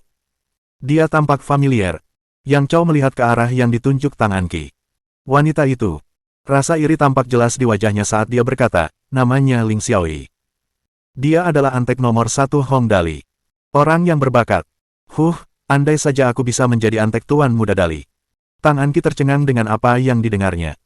Yang Chao pastilah orang yang berpengaruh jika ia mampu memperoleh kepercayaan sebagai reporter dari stasiun TV Beijing hanya dengan meminta bantuan. Seseorang seperti dia iri pada antek Hong Dali. Saya tidak akan melaporkan hal lain di masa mendatang. Saya akan berkonsentrasi hanya pada pelaporan berita yang menyangkut Hong Dali. Itu akan menjamin laporan saya akan menjadi berita utama. Saat itu, Yang Chao melihat jam tangannya dan bertanya dengan rasa ingin tahu, sekarang 2 menit lagi pukul 1 siang, Tuan Muda Dali belum datang. Su Yan menghiburnya. Tuan Muda Dali bukan anggota tim produksi, wajar saja kalau dia tidak muncul, nikmati saja pertunjukannya, jangan ribut. Dimarahi istrinya, Yang Chao berkata, istriku benar. Mereka merasa kecewa ketika mendengar keributan. Yang Chao menoleh untuk melihat dan berteriak gembira. Nona Nian Wei ada di sini. Tang Anqi menoleh untuk melihat. Lin Yanwei mengenakan gaun ungu muda, dengan koin $1 yang mistis menghiasi lehernya. Dia berjalan perlahan menuju mimbar. Sulit untuk tidak mengagumi sosoknya yang sempurna, pembawaannya yang elegan, dan kulitnya yang bersinar tanpa celah. Kilatan kamera di tangan para wartawan di lokasi kejadian mulai menyala pada frekuensi 1 setiap 0,01 detik. Seluruh aula bermandikan kilatan warna putih. Pepatah legendaris yang sesuai dengan lokasi kejadian mungkin adalah, membutakan mata anjing Horium 24K1. Dewi, aku mencintaimu, Nian Wei, Dewiku, itu koin $1. Teriakan itu bergema tanpa henti seperti banjir sungai kuning. Hampir semua orang di sana adalah penggemar beratnya. Begitu melihat Lin Yan Wei, Tang Anqi yang bertubuh ramping berlari ke arahnya seperti banteng yang melihat merah. Dia menyingkirkan semua orang yang menghalangi jalannya dan membuat jalan yang jelas ke depan Lin Yan Wei. Dia langsung mendorong mikrofonnya dan berseru dengan keras, Nona Lin Yan Wei, tidak disangka Anda akan menghadiri pemutaran perdana ini, bolehkah saya tahu apakah ini pertanda bahwa Chai Wei Entertainment dan Penghuni Films berniat untuk membawa kerja sama mereka ke tingkat yang lebih tinggi? Bab 277. Memperlakukan penayangan perdana seolah bukan apa-apa. Mendengar pertanyaan Tang Anqi, Lin Yan Wei tersenyum tipis, dan parasnya yang cantik membuat Tang Anqi sebagai seorang wanita juga tercengang. Maaf, saya tidak bisa mengungkapkan alasan pastinya, Lao Deming, Direktur Lao, akan menjelaskannya nanti. Seperti yang diharapkan, sepertinya akan ada pengumuman besar hari ini. Meskipun Tang Anqi tidak mendapatkan jawaban langsung atas pertanyaannya, setidaknya dia sudah tahu bahwa mungkin pemutaran perdana, Pedang Surgawi dan Golok Naga. Dunia tinju, hanya akan menjadi bagian kecil dari acara hari ini. Puncak acaranya pastilah berita misterius setelah acara tersebut. Lin Yan Wei berdiri di atas panggung dan membuat beberapa pose untuk difoto, dan suasana akhirnya sedikit tenang. Pembawa acara, Wang Yong dari Tianjin Variety Channel, stasiun TV Tianjin yang diundang, juga menjadi pembawa acara untuk program perencanaan tingkat dewa tersebut. Ia berdiri di panggung, tersenyum dan berkata, Nona Nian Wei benar-benar dewi negara kita, setiap tindakan dan gerakannya memiliki aura seorang bintang. Setelah ia menyanjung Lin Yan Wei, ia bertanya dengan hati-hati, Nona Nian Wei, apakah Tuan Muda, salah satu pemegang saham utama, akan datang hari ini? Tuan Muda Hong Dali bagaikan dewa keberuntungan yang turun dari langit. Semua yang dilakukannya merupakan legenda besar. Wang Yong telah dibuat putus asa oleh Hong Dali sebelumnya. Jadi, kali ini, ia harus mencari tahu akar permasalahannya terlebih dahulu. Atau, jika ia terkejut dan Hong Dali muncul di tempat kejadian lagi untuk mengatakan, aku hanya ingin menyia-nyiakannya, itu akan terlalu menarik. Tuan Muda memiliki urusan lain hari ini, jadi dia tidak bisa datang. Lin Yan Wei tersenyum sambil menggelengkan kepalanya. Saya tidak bisa mengungkapkan detailnya secara pasti. Baguslah dia tidak datang. Wang Yong menghela napas lega. Jika Tuan Muda datang, dia takut tidak akan bisa mengendalikan situasi, dan sekarang karena dia tidak akan datang, dia akhirnya bisa merasa tenang. Kemudian, dia menjernihkan suaranya dan mulai memberikan pidato pembukaan. Semua tamu yang terhormat, hadirin sekalian, para pecinta film, salam hangat. Setelah serangkaian liku-liku, pemutaran perdana film yang sangat dinanti-nantikan, The Heaven Sword and Dragon Sabre Pugilistic World, kini dimulai. Pidato pembukaan yang khas biasanya penuh dengan omong kosong yang bertele-tele, dan Wang Yong tentu saja tidak akan melewatkan kesempatan ini untuk mendapatkan sorotan. Setelah serangkaian perubahan besar, semua anggota kru, Pedang Langit dan Golok Naga, dunia pertarungan, mengalami berbagai kesulitan dan tantangan, dengan rintangan yang tak terbayangkan di sepanjang jalan. Di tengah perjalanan ini, ada juga sejumlah perubahan dalam peran. Saat dia menyebutkan ini, musik Xiao dengan anggun melambaikan tangannya dan terus menganggukkan kepalanya untuk memberi tanda pengakuannya. Liu Mingxin, Liu Tampan, yang duduk di bawah, tidak tahu apakah harus menangis atau tertawa. Lihatlah betapa bangganya bocah nakal itu, tetapi aku pernah mendengar bahwa kungfu-nya benar-benar meningkat sedikit. Tepat saat itu, Wang Yong melanjutkan, untungnya, Pedang Langit dan Golok Naga, dunia pertarungan, mendapat dukungan besar dari Tuan Muda Hong Dali. Saat ini, kualitas film secara keseluruhan meningkat pesat dibandingkan dengan kualitas sebelumnya. Bagaimanapun, pepatah bahwa produksi Tuan Muda harus berkualitas tinggi, jelas bukan sekadar kata-kata kosong. Sekarang, mari kita undang sutradara Lin Hao untuk mengungkapkan pendapatnya. Pidato jenis ini biasanya bertele-tele seperti biasanya. Lin Hao awalnya berencana untuk mempersiapkan pidato selama setengah jam, tetapi setelah mengingat bahwa Hong Dali selalu membenci orang yang bertele-tele, setelah dia mengambil mikrofon, dia menggertakkan giginya, menghentakkan kakinya, dan mengucapkan satu kalimat saja. Saya berterima kasih atas dukungan Tuan Muda Dali, terima kasih, semuanya, saya sudah menyelesaikan pidato saya. Seketika terdengar tepuk tangan meriah di bawah. Popularitas Lin Hao langsung meningkat 10 kali lipat, dan bahkan ada yang mengeluarkan ponselnya dan memposting di Weibo, sutradara Lin Hao adalah sutradara terbaik yang pernah saya lihat. Pidatonya singkat dan jelas, saya memberinya 32 like. Setelah menyaksikan reaksi orang banyak di bawah, Lin Hao sangat puas saat dia buru-buru berdiri dan membungkuk kepada orang banyak. Tepat saat itu, ponsel Ling Xiaoyi tiba-tiba berdering. Lin Hao baru saja bersiap untuk duduk ketika Ling Xiaoyi tiba-tiba merendahkan suaranya dan berkata, "Direktur Lin, ini panggilan dari Tuan Muda." Tuan Muda menelepon, seru Lin Hao kaget dan segera mengambil telepon dan menjawab panggilan tersebut.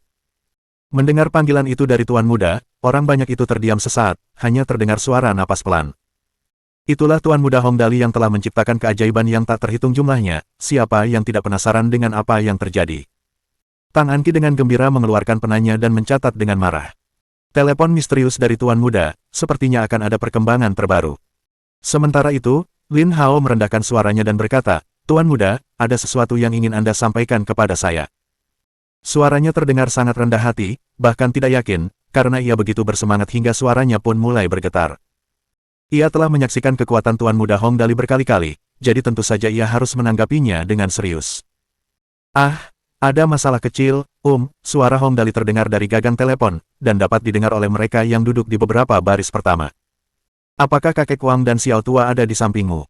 Aku tidak punya nomor mereka. Jika mereka ada di sana, minta mereka untuk segera datang ke lantai 4 gedung Chen Hui." Lin Hao langsung terkejut, sambil menghentakkan kakinya dengan gelisah. "Tuan Muda, hari ini pemutaran perdana, Pedang Langit dan Golok Naga. Dunia tinju, bisakah Anda meminta mereka untuk datang nanti?" "Premier." Suara Hong Dali agak tidak peduli. "Memangnya kenapa? Ini masih bisa berlanjut tanpa mereka berdua. Minta mereka untuk datang sekarang juga, akulah yang punya masalah yang sangat mendesak dan besar di sini. Cepatlah." Semua wartawan di tempat kejadian langsung basah oleh keringat dingin. Tuan Muda ini benar-benar ceroboh. Masalah apa yang lebih penting daripada pemutaran perdana film? Sepertinya mereka sebaiknya menulis artikel dengan judul, "Tuan Muda yang ceroboh memperlakukan pemutaran perdana seolah itu bukan apa-apa." Semua wartawan di bawah berbisik-bisik, sementara Tang Anqi jelas sudah tahu apa yang sedang terjadi. Sekarang dia dalam dilema, haruskah dia memikirkan cara untuk mengikuti musik Xiao ke gedung Chen Hui atau tinggal di sini selama sisa pemutaran perdana. Tepat saat itu, musik Xiao sudah berdiri, dan si kakek tua Wang juga mengikutinya. Waktu tidak menunggu siapapun.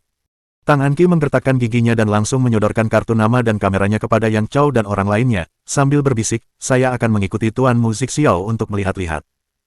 Saya harus merepotkan kalian berdua untuk membantu saya mengambil lebih banyak foto, foto saja sudah cukup, dan akan lebih baik jika kalian bisa merekam seluruh kejadian." Yang Chao berkata dengan heran, "Apakah kau begitu percaya padaku?" Tang Anqi tersenyum dan berkata, "Kami semua pengagum Tuan Muda, saya percaya pada karakter Anda." "Baiklah, tidak masalah, aku jamin aku akan menyelesaikan misi ini." Hanya kata-kata, pengagum Tuan Muda, membuat Yang Chao berseri-seri karena gembira.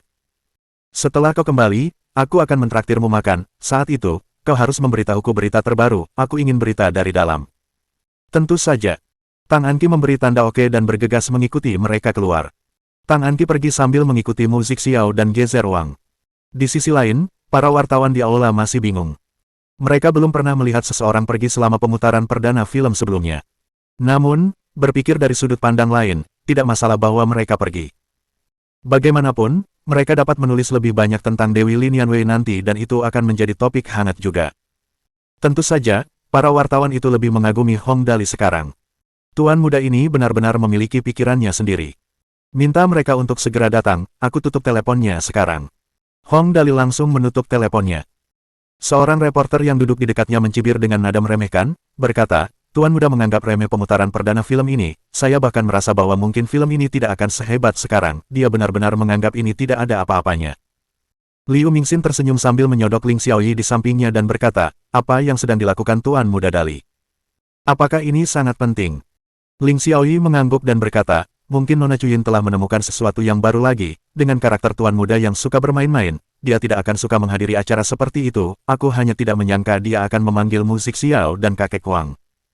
Pihak Chuyin. Liu Mingxin menyentuh dagunya dengan lembut. Sepertinya pasti ada penemuan baru lagi, bagaimana kalau kita pergi dan melihatnya juga? Ini. Ling Xiaoyi melirik ke arah panggung. Lupakan saja, seharusnya tidak menjadi masalah karena Nona Nianwei ada di sini, kalau begitu, ayo kita pergi sekarang. Karena itu, Ling Xiaoyi dan Liu Mingxin pun pergi dengan diam-diam. Ketika melihat mereka berdua keluar dari tempat itu, Liang Yifeng dan Tai Yajing saling berpandangan dan diam-diam mengikuti juga. Setelah melihat mereka pergi, Ling Yi, Du Xinzhen dan yang lainnya merendahkan suara mereka dan berdiskusi satu sama lain. Pasti saudara Dali telah menemukan sesuatu yang menyenangkan lagi, bagaimana kalau kita pergi dan melihatnya juga, itu seharusnya baik-baik saja, tetapi film di sini, ngomong-ngomong, bukan hanya hari ini, masih ada beberapa sesi lagi, tidak perlu terburu-buru, itu masuk akal, kalau begitu mari kita pergi juga. Maka, kelompok teman-teman ini pun pergi diam-diam juga. Sutradara Lin Hao yang berdiri di panggung seketika dahi dan wajahnya dipenuhi keringat. Hanya panggilan telepon ini saja sudah membuat jumlah orang di tempat kejadian berkurang banyak. Cepat dan mulai program utama, atau tidak akan ada yang tersisa nanti. Karena itu, sutradara Lin Hao menganggukkan kepalanya dengan tegas. Pemutaran perdana film dimulai sekarang. Dengan segera, semua lampu di aula dimatikan, dan lampu neon lembut bersinar dari bawah proyektor. Mereka yang tertinggal di aula hampir semuanya adalah pecinta film dan wartawan, dan mereka telah menunggu selama lebih dari 2 bulan hanya untuk hari ini. Mata semua orang terpaku pada layar lebar, dan mereka gugup dan penuh harap. Suasana benar-benar sunyi. Pertama, bagian awal film menampilkan penghuni films. Setelah itu, gunung, sungai, paviliun, teras, dan pemandangan kuno lainnya ditampilkan di layar. Pembukaan lagu yang membawa Lin Yanwei menjadi terkenal, Lightning Pursuit, terdengar dari pengeras suara. Subtitle. Produser. Lao Deming, sutradara. Lin Hao. Produser musik, Ding Chengzi, berdiri dengan gembira di panggung. Improvisasi lagu ini adalah karya yang paling ia banggakan. Tepat saat itu, musiknya menjadi lebih cepat, dan gambar-gambarnya juga mulai berganti. Sebuah sekte kecil biasa dihancurkan oleh orang-orang dari dunia tinju.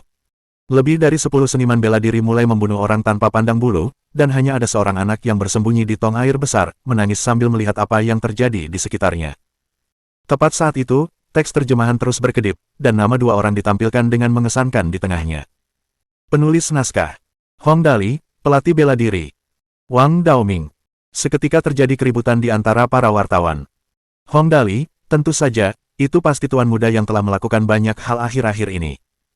Nama ini terdengar terlalu khas dan konyol, tetapi ketika orang-orang menyebutkannya sekarang, hal pertama yang mereka pikirkan adalah ucapan itu. Dali menciptakan keajaiban. Seketika, diskusi pun dimulai di bawah. Tuan muda sebagai penulis naskah, film ini pasti tidak buruk, tidak heran sutradara Lau begitu yakin, dengan tuan muda yang mendukungnya, tentu saja, dia tidak perlu khawatir, ya, bahkan, unexpectedly, yang difilmkan hanya dengan puluhan ribu yuan telah menjadi sangat populer, film ini pasti bagus, tentu saja, produksi tuan muda harus berkualitas tinggi, ini jelas bukan hanya slogan belaka. Saat itu, pendahuluan film telah selesai, dan ada pengantar kasar tentang latar belakang film, sekte tempat tokoh utama Duan Wuji bergabung dihancurkan saat ia masih muda. Ia adalah satu-satunya yang selamat dari seluruh 58 anggota sekte. Sepanjang jalan, ia memecahkan berbagai jenis misteri dan berlatih seni bela diri untuk membalas dendam. Akhirnya, ia menjadi ahli seni bela diri terbaik di dunia tinju. Kemudian, teks terjemahannya menunjukkan 8 kata besar. Pedang langit dan golok naga. Dunia pertarungan. Bagian utama film resmi dimulai, dan semua orang mengalihkan perhatian mereka kembali ke film. Bab 278. Tidak ada yang tersisa kecuali kesempurnaan. Dalam film ini, Hong Dali hampir dapat dikatakan telah memilih semua adegan klasik dari 5 novel karya Tuan Jin Yong.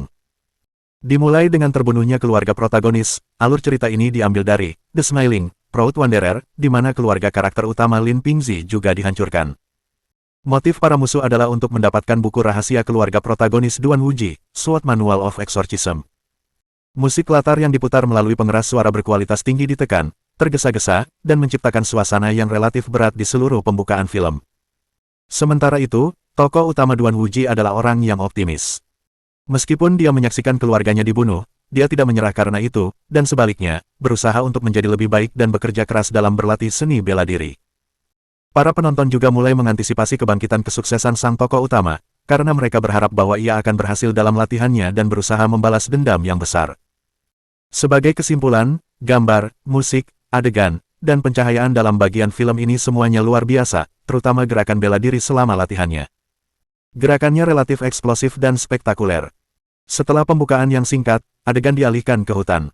Tepian sungai, hutan, dan rumput liar di sekitarnya difilmkan dengan sempurna. Banyak orang kagum melihatnya, dan Lin Hao pun tidak bisa menahan rasa bangga. Ini adalah efek yang diciptakan dari investasi besar tuan muda Hong Dali serta latar yang ia sediakan. Dibandingkan dengan efek pada saat sekarang, rekaman film tersebut sebelumnya tampak seperti permainan anak-anak. Meskipun tokoh utama Duan Wuji berhasil lolos dari penyergapan tiba-tiba oleh musuh-musuhnya, ia menderita luka serius. Saat itu, ia bertemu dengan seekor rubah kecil yang terluka di hutan dan langsung bersimpati dengan kemalangan yang mereka alami bersama. Atas dasar niat baik, ia mengobati luka rubah kecil itu. Seorang reporter di bawah bergumam, itu hal yang biasa saja, tidak ada yang istimewa. Saya sudah melihat banyak sekali alur cerita seperti itu. Akan tetapi, dia menyesali perkataannya sesaat setelah dia selesai mengucapkannya, alur cerita setelahnya dapat digambarkan sebagai sebuah plot twist yang hebat. Setelah rubah kecil itu pulih, ia menemani sang tokoh utama hari demi hari. Kemudian, suatu hari, ketika sang tokoh utama kembali dari mencari makanan, rubah kecil itu membawanya ke sebuah gua. Tepat saat itu, klimaks pertama muncul. Di gua itu, setiap langkah yang diambil Duan Wuji tampak seperti dia berjalan di tanah yang halus dan datar, seolah-olah dia berjalan di atas lempengan batu. Dia berpikir bahwa lorong di gua itu pasti telah dihaluskan oleh seseorang, karena lorong itu terus-menerus miring ke bawah dan tampak semakin rendah saat dia berjalan. Saat sampai di adegan ini, rasa penasaran penonton memuncak. Sang tokoh utama melangkah lebih jauh, ketika tiba-tiba, tangan kanannya menyentuh sebuah benda dingin dan bulat. Ternyata itu adalah sebuah pengetuk pintu. Duan Wuji mengangkat gagang pintu dan mengetuk pintu 3 kali. Beberapa saat berlalu, tetapi tidak ada yang menjawab. Dia mengetuk 3 kali lagi, tetapi tetap tidak ada yang menjawab. Jadi, dia mengulurkan tangannya untuk mendorong pintu agar terbuka. Ketika pintu perlahan terbuka, yang muncul di depan matanya adalah seberkas cahaya. Ruangan itu berbentuk bundar terbuat dari batu, dan meskipun cahaya masuk dari sisi kiri, ruangan itu masih agak kabur. Tepat saat itu, Duan Wuji melangkah maju perlahan, tiba-tiba, seseorang dari antara penonton berteriak. Ternyata sumber cahaya itu berasal dari jendela, dan sesekali ada 1 atau 2 ikan mas besar yang berenang perlahan lewat. Saat itu, para penonton bersorak kagum. Siapa yang mengira akan ada pemandangan seperti itu di sebuah gua kecil? Setelah peningkatan yang nyata pada pemandangan itu menjadi luar biasa indahnya. Sutradara Lin Hao sangat gembira. Tempat yang didirikan oleh Tuan Muda Hong Dali ini benar-benar mengagumkan. Dulu, butuh banyak uang untuk memasang jendela kristal itu. Tepat saat itu, pemandangan berubah lagi, saat Duan Wuji tiba-tiba menemukan bahwa cermin perunggu yang menghadap ke timur telah memantulkan cahaya yang bersinar ke arah barat daya. Tampaknya ada retakan di dinding batu, dan dia buru-buru mendorong dinding batu itu. Itu, seperti yang diduga, sebuah pintu, dan itu memperlihatkan gua lain saat dia perlahan mendorongnya terbuka. Saat dia melihat ke dalam gua, dia melihat deretan anak tangga batu. Saat itu rasa penasaran penonton sudah terpikat, mata mereka terpaku pada layar besar. Di layar, Duan Wuji menuruni anak tangga, dan setelah menuruni lebih dari 10 anak tangga, tampak seperti ada sesuatu seperti pintu di depannya. Dia mendorong pintu itu hingga terbuka dan tiba-tiba ada cahaya terang di depan matanya, saat dia berseru keras, "Ayo!" Penonton di bawah pun ikut berteriak sekeras Duan Wuji. Ternyata tepat di tengah layar, ada seorang wanita cantik berpakaian jubah istana, memegang pedang panjang yang diarahkan langsung ke dada Duan Wuji. Siapa yang mengira akan ada musuh di sini? Penonton di bawah langsung tercengang. Namun, tak lama kemudian, beberapa orang menemukan aspek abnormal dari musuh ini. Waktu berhenti selama 5 detik, namun, wanita itu tidak bergerak sedikit pun. Tepat saat itu, pemandangan bergerak maju mengikuti arah yang Duan Wuji tuju. Terlihat bahwa, meskipun wanita itu anggun dan anggun, dia tidak tampak seperti makhluk hidup. Saat pemandangan diperbesar sedikit demi sedikit, itu sebenarnya adalah patung yang dipahat dari batu giok putih. Patung batu giok ini berukuran sama dengan manusia hidup, dan sepotong pakaian sutra kuning yang dikenakan di tubuhnya sedikit bergetar. Hal yang paling mistis adalah bahwa sepasang pupil berkilauan dengan cahaya. Ternyata sepasang mata itu sebenarnya terbuat dari batu permata hitam, dan semakin orang melihatnya, semakin dalam kelihatannya, karena tampak bersemangat dan hidup. Sementara itu, Ada warna merah samar di sepanjang urat batu giok putih di wajah patung batu giok itu, sama sekali tidak berbeda dengan kulit orang normal. Para wartawan dengan mata tajam di bawah mengamatinya dengan saksama sejenak dan tiba-tiba berseru dengan keras, "Direktur Lin Hao, patung ini tidak mungkin nyata, kan? Mengapa saya merasa bahwa patung ini tidak terlihat seperti dibuat oleh komputer tidak peduli bagaimana saya melihatnya?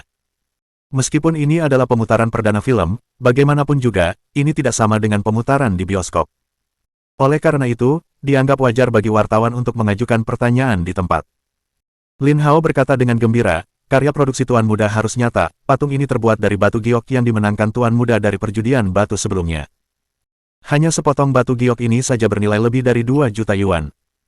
Setelah mendengar bahwa satu properti dalam film ini sudah mencapai lebih dari 2 juta, aula dipenuhi dengan suara orang-orang yang menarik napas dingin, dan kecepatan serta efisiensinya hampir setara dengan kipas angin 2000 watt.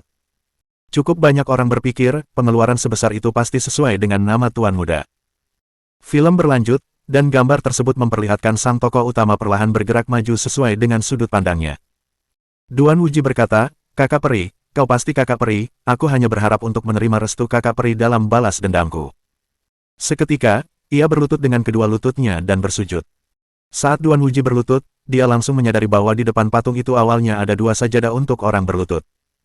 Yang dia duduki adalah sajadah yang lebih besar, dan di depan kaki patung itu ada sajadah kecil lainnya, yang mungkin digunakan orang untuk bersujud. Awalnya ini bukan masalah besar, tetapi kebetulan ada sederet karakter kecil yang diukir di kaki patung. Saat itu, pemandangan tiba-tiba menjadi lebih jelas, dan karakter, "Bersujudlah 1000 kali, lalu patuhi perintahku," disulam di sepatu kanan, dan di sepatu kiri, karakter, "Siapapun yang mengikuti instruksiku, tidak akan pernah menyesal," satu disulam di atasnya. Saat itu, sudah ada beberapa penonton cerdas yang menduga bahwa patung giok ini pasti menyimpan banyak misteri di dalamnya. Karena itu, mereka tak dapat menahan diri untuk tidak menjadi sangat bersemangat. Tanpa sadar mereka menjulurkan leher, seolah-olah itu akan memungkinkan mereka merangkak ke dalam tempat kejadian dan menyaksikan sendiri apa sebenarnya misteri di balik patung giok itu.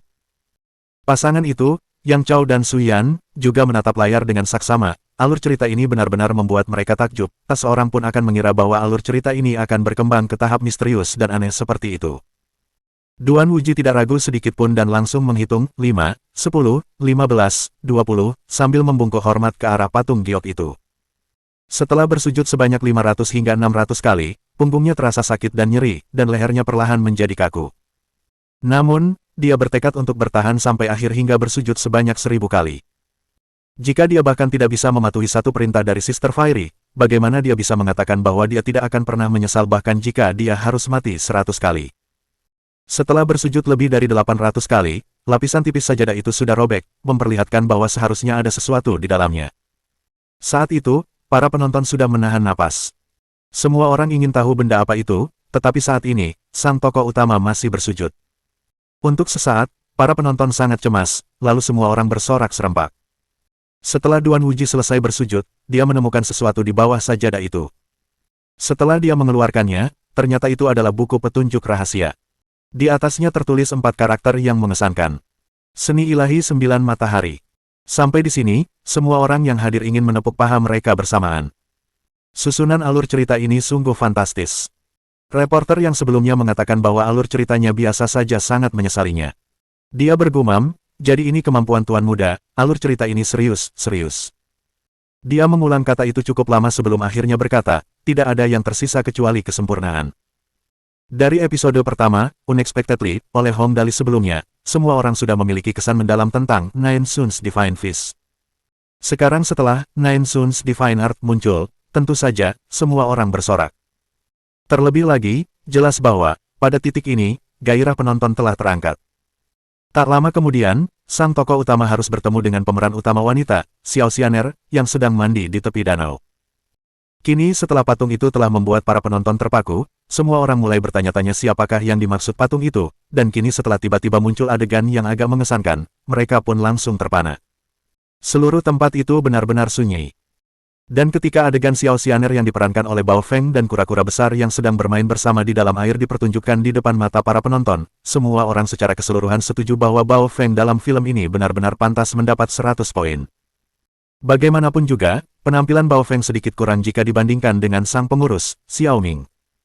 Pada titik ini, gairah para penonton telah sepenuhnya menyala saat tatapan mereka diarahkan ke Bao Feng di panggung seperti sinar laser yang menembaki dia, dan hampir tidak menembaknya ke bawah meja sebagai hasilnya. Tak lama kemudian, alur ceritanya menjadi kuat dan cepat. Pemeran utama pria dan wanita bertemu dan saling mengenal serta berlatih bela diri bersama dengan hangat namun penuh kasih sayang di saat yang sama. Penonton menyaksikan dengan terpesona.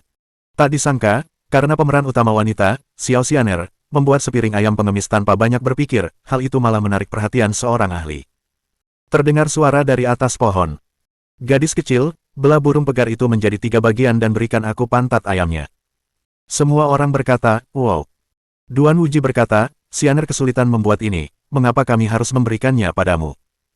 Pakar pohon itu berkata, mengapa aku baru saja akan merampas makananmu, dan kamu masih bertanya mengapa kamu membiarkanku? Setelah itu, ahli misterius itu dan Duan Wuji benar-benar mulai bertarung sungguhan. Serangkaian aksi ini membuat semua orang di bawah takjub melihatnya. Gerakan kakek Wang sangat lincah, karena seluruh tubuhnya mengelilingi dan berputar di sekitar Duan Wuji dengan mudah. Duan Wuji baru saja mempelajari seni Dewa Sembilan Matahari, dengan demikian, gaya seni bela dirinya sangat energi dan kuat saat ia bertarung dengan penuh semangat. Para penonton yang hadir benar-benar mengira bahwa ini adalah tinju Dewa Sembilan Matahari. Setelah beberapa kali adu tinju, akhirnya Duan Wuji menghantamkan tinjunya ke telapak tangan kakek Wang, dan seolah-olah terjadi ledakan dari benturan itu. Beberapa penonton yang jeli bahkan dapat melihat daun-daun tertiup angin. Tepuk tangan meriah terdengar di seluruh teater. Bab 279. Box office yang tak terduga. Semua orang tercengang. Kali ini, mereka benar-benar menyadari apa itu kungfu yang sebenarnya. Penonton yang hadir benar-benar terpesona. Seseorang memuji, ini disebut kungfu, ini adalah kungfu negara surgawi kita. Kritikus film terkenal, Zhang Wen, duduk di pojok aula sambil menulis dengan marah, ini disebut kungfu, ini kungfu sungguhan. Setelah menonton Pedang Langit dan Golok Naga, Dunia Tinju, saya hanya merasa bahwa film-film wuxia yang saya tonton sebelumnya hanyalah sekumpulan anak-anak yang berkelahi. Tidak apa-apa asalkan efek khususnya bagus. Apa yang dimaksud dengan efek spesial yang bagus? Jika saya akan membuat film, maka saya akan membuat film kungfu sungguhan. Sungguh, para pecinta film, mulai sekarang, kalian dapat memanggil saya sebagai pengikut setia Tuan Muda Hongdali. Film berlanjut, dan penonton menyaksikan dengan terpesona. Pada titik ini, saat ahli misterius itu sangat puas setelah memakan ayam pengemis itu, ia mengajarkan gerakan dari 9 telapak tangan penjinak naga matahari kepada pemeran utama pria. Pemeran utama pria itu sangat berbakat, dan ia benar-benar tahu cara menanamkannya ke dalam latihannya dan akhirnya mengolah dan menciptakan 9 telapak tangan penjinak naga matahari. Zhang Wen menyaksikan dengan kagum. Dia benar-benar dapat melihat bahwa jurus telapak tangan penjinak naga itu adalah jurus kungfu sungguhan. Saat itu, sudah waktunya bagi antagonis untuk muncul. Seperti yang diharapkan, antagonis yang sangat tampan, Musik Xiao, muncul dengan megah. Penonton terkesiap takjub. Adegan bela diri antara dua pria tampan itu adalah sesuatu yang tidak pernah mereka bayangkan sebelumnya. Sekarang, mereka benar-benar bertarung dengan sengit dengan serangan dan pertahanan dari kedua belah pihak, dan seluruh aula tidak terdengar suara apapun selain suara pertarungan. Tanpa diduga, karena Lin Hao harus menjaga citra positif dari pemeran utama pria dan wanita, dia mengatur agar Musik Xiao membuat masalah begitu dia muncul, yang membuat para pecinta film tidak puas. Banyak orang yang memarahi. Sutradara ini benar-benar tidak memiliki penglihatan yang tajam. Orang yang begitu tampan sebenarnya dibuat untuk bertindak sebagai antagonis. Untungnya, Lin Hao tidak mendengarnya, atau orang itu pasti akan muntah darah sampai mati. Alur cerita selanjutnya dapat dikatakan mengalami klimaks yang silih berganti, gelombang demi gelombang. Tokoh utama Duan Wuji mendaki Gunung Songshan untuk menyelamatkan keindahan.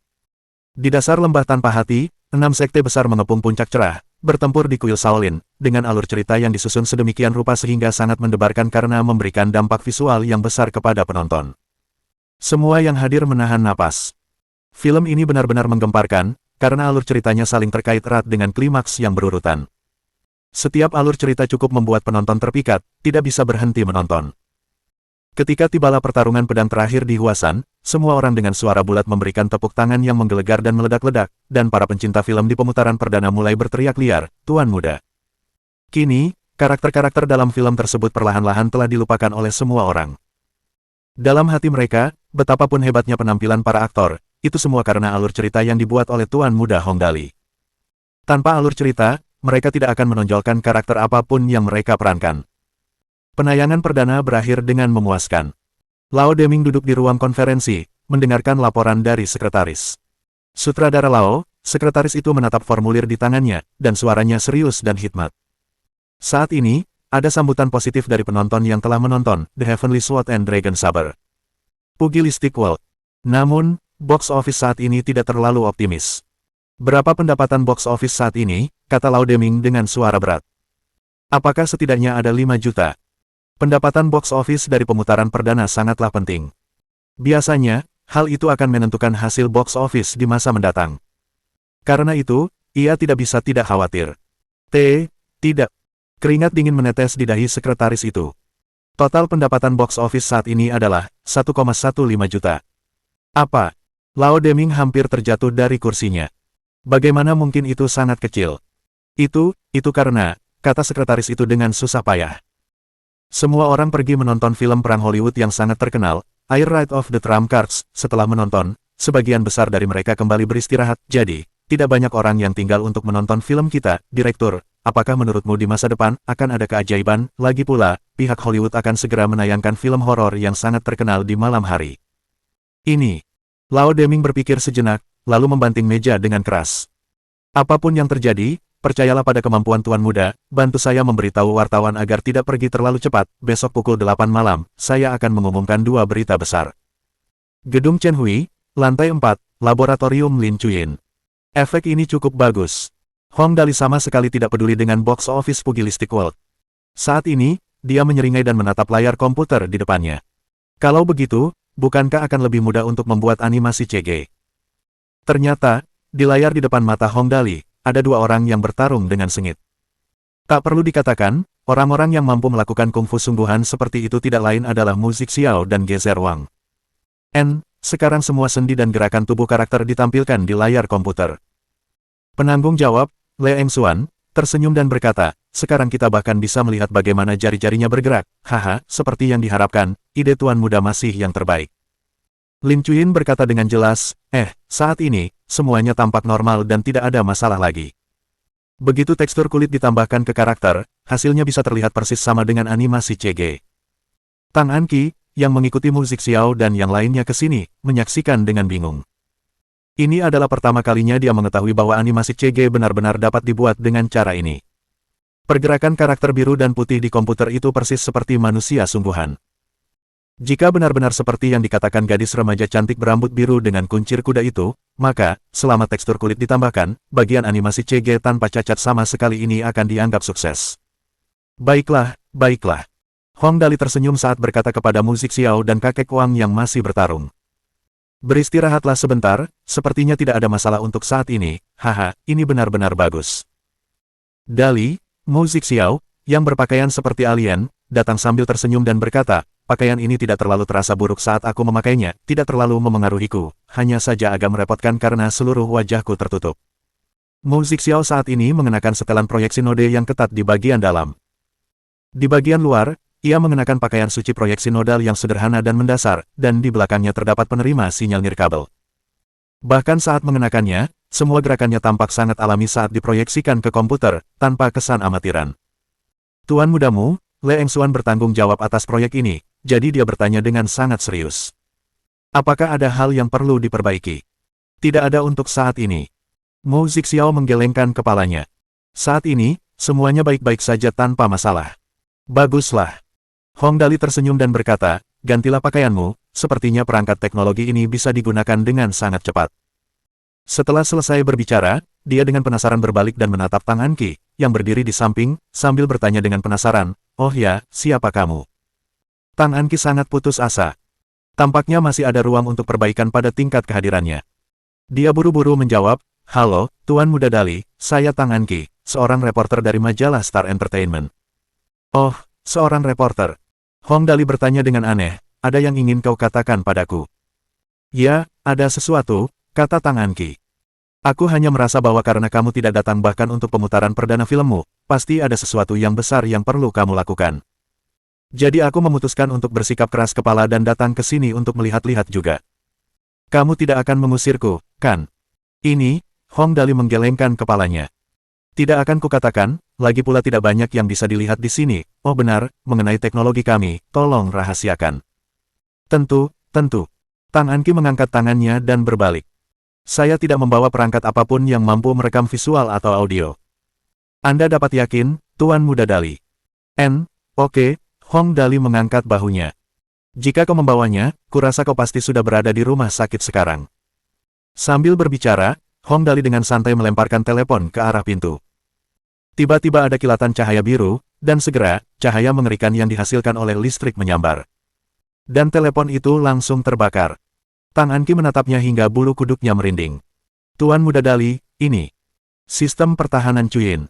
Hong Dali tersenyum dan berkata, mereka yang membocorkan rahasia akan menerima perlakuan ini. Le Engsuan berkata, Tuan Muda, itu ponselku.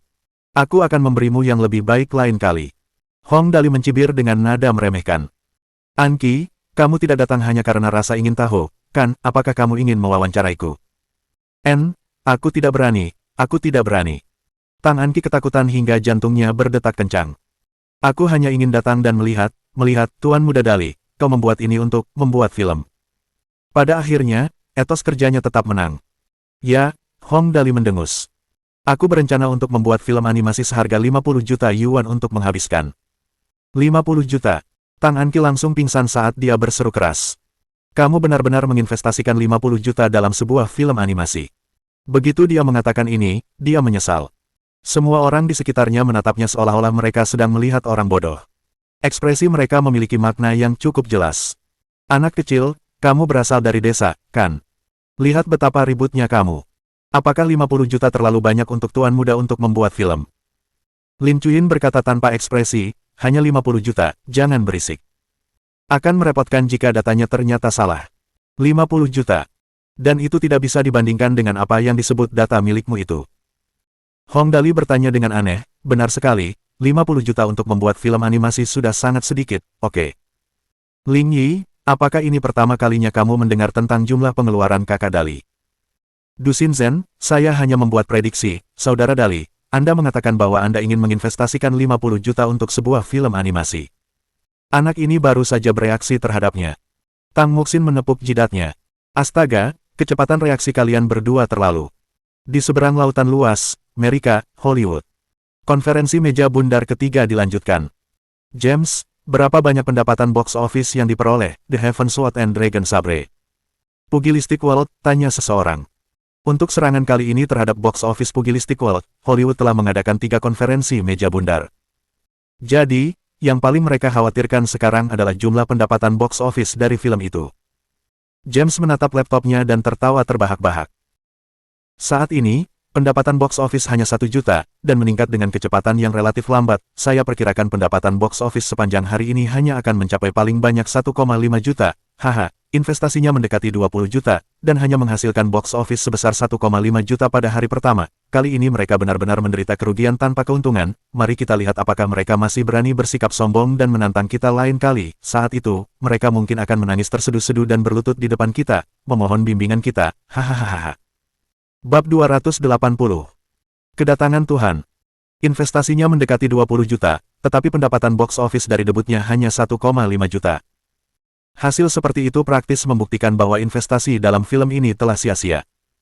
Mendengar cerita James, orang-orang lain di ruang konferensi mulai tersenyum, dan seseorang berkata, haha, lumayan.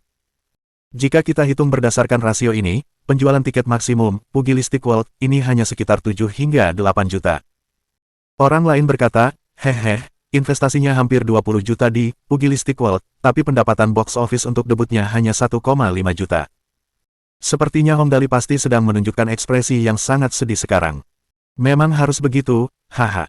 James tertawa terbahak-bahak. Melawan Hollywood, apa yang kukatakan? Meskipun dia mungkin beruntung, box office tidak bergantung pada keberuntungan. Ya, orang ketiga tersenyum. Kita lihat saja apakah negara surgawi meminjamkan kita kura-kura buaya itu kali ini. Setelah tertawa beberapa saat, James berkata dengan keras, kali ini, kita telah bertarung dengan hebat, masih ada film lain yang akan segera diputar. Saat itu, kita akan melihat hasilnya lagi. Jangan terburu-buru pergi malam ini, mari kita pergi dan merayakannya dengan baik. Pukul 20 waktu Indonesia Barat, film horor Hollywood, Moment of Screaming, resmi tayang di bioskop Trans TV, meraup pendapatan box office sebesar 4,2 juta dolar AS. Saat itu, pendapatan box office perdana, Pugilistic World, hanya 1,4 juta. Pada pukul 10 malam, seluruh petinggi Hollywood berangkat bersama untuk pertemuan yang sepenuhnya liar dan menyenangkan. Tepat ketika para petinggi Hollywood sedang merayakan pesta mereka, di Weibo Xinhai milik negara surgawi, sebuah unggahan Weibo saat ini telah naik ke posisi pertama dalam peringkat topik hangat, secepat dedaunan yang berputar di musim gugur. Judulnya adalah Pedang Langit dan Golok Naga. Dunia Tinju, film wuxia terlaris yang sempurna. Keesokan harinya, pukul 8 pagi, perolehan box office film untuk hari pertama pemutaran telah resmi dijumlahkan. Air Ride of the Trump Cards, debut box office dengan perolehan 6,7 juta. Moment of Screaming, debut box office dengan perolehan 5,2 juta. Sementara itu, film blockbuster wuxia, The Heaven Sword and Dragon Sabre, Pugilistic World, dengan investasi hampir 20 juta, hanya memperoleh pendapatan box office sebesar 1,6 juta. Sementara Hollywood menggelar pesta untuk merayakan keberhasilan mereka, sementara itu, di situs web media besar seperti Xinhai Weibo milik Heavenly State, Turkey Messenger, Sangle Search, dan lainnya, malah terdapat banyak ulasan positif dan pujian untuk Pugilistic World. Di Turkey Software, keluarga dan teman saling berbincang satu sama lain. Apakah kamu sudah menonton Pugilistic World? Astaga, film itu benar-benar hebat. Apa, kamu belum nonton Pugilistic World? Kamu ketinggalan zaman, Bung, cepat tonton, atau kamu pasti akan menyesalinya seumur hidup. Benarkah, sebagus itu? Omong kosong, aku diam-diam menonton film bajakan selama 10 tahun, tapi aku berencana pergi ke bioskop untuk mendukung film aslinya. Alur cerita yang disusun oleh tuan muda sungguh luar biasa. Apaan sih, aku juga mau nonton, hei. Kamu kan sudah nonton film bajakan selama 10 tahun, apa kamu tidak takut ketahuan? Sialan kau, rahasiakan ini untukku, pokoknya, mulai hari ini, aku akan mendukung semua karya asli tuan muda. Xinhai Weibo. Orang-orang berebut nama yang muncul begitu saja. Saya menonton The Heaven Sword and Dragon Sabre, Pugilistic World, secara daring tengah malam, dan akhirnya, saya menontonnya 2 kali tanpa sadar. Saya telah berdosa, saya bertobat. Saya akan pergi ke bioskop untuk mendukung penjualan tiket hari ini. Seseorang di suatu tempat harus berdiri telanjang. Film yang bagus, ini benar-benar film yang bagus. Dijamin menyesal jika Anda tidak menontonnya. Saya tidak akan membocorkan filmnya. Bayangan bulan yang memukau garis bawah malam cahaya bulan keemasan adalah mimpi selamanya. Setelah menonton Pedang Langit dan Golok Naga, Dunia Tinju, aku berubah drastis dari orang yang lewat menjadi penggemar tuan muda. Pasti standar master, kenapa aku tidak menyadarinya sebelumnya? Luosa S. Weibo. Saya sudah menjadi penggemar tuan muda sejak lama. Menghancurkanmu demi makanan. Aku benar-benar. Ini pertama kalinya aku mengalami insomnia setelah menonton film, aku terlalu tenggelam di dalamnya. Aku tidak bisa melupakan alur cerita film itu sampai sekarang. Aku telah berubah dari seorang pejalan kaki menjadi seorang penggemar. Dunia Mockingbird yang tak terbatas. Saya telah menonton trailer Pugilistic World di situs web Sokul, dan sejak itu tidak ada yang bisa menghentikannya.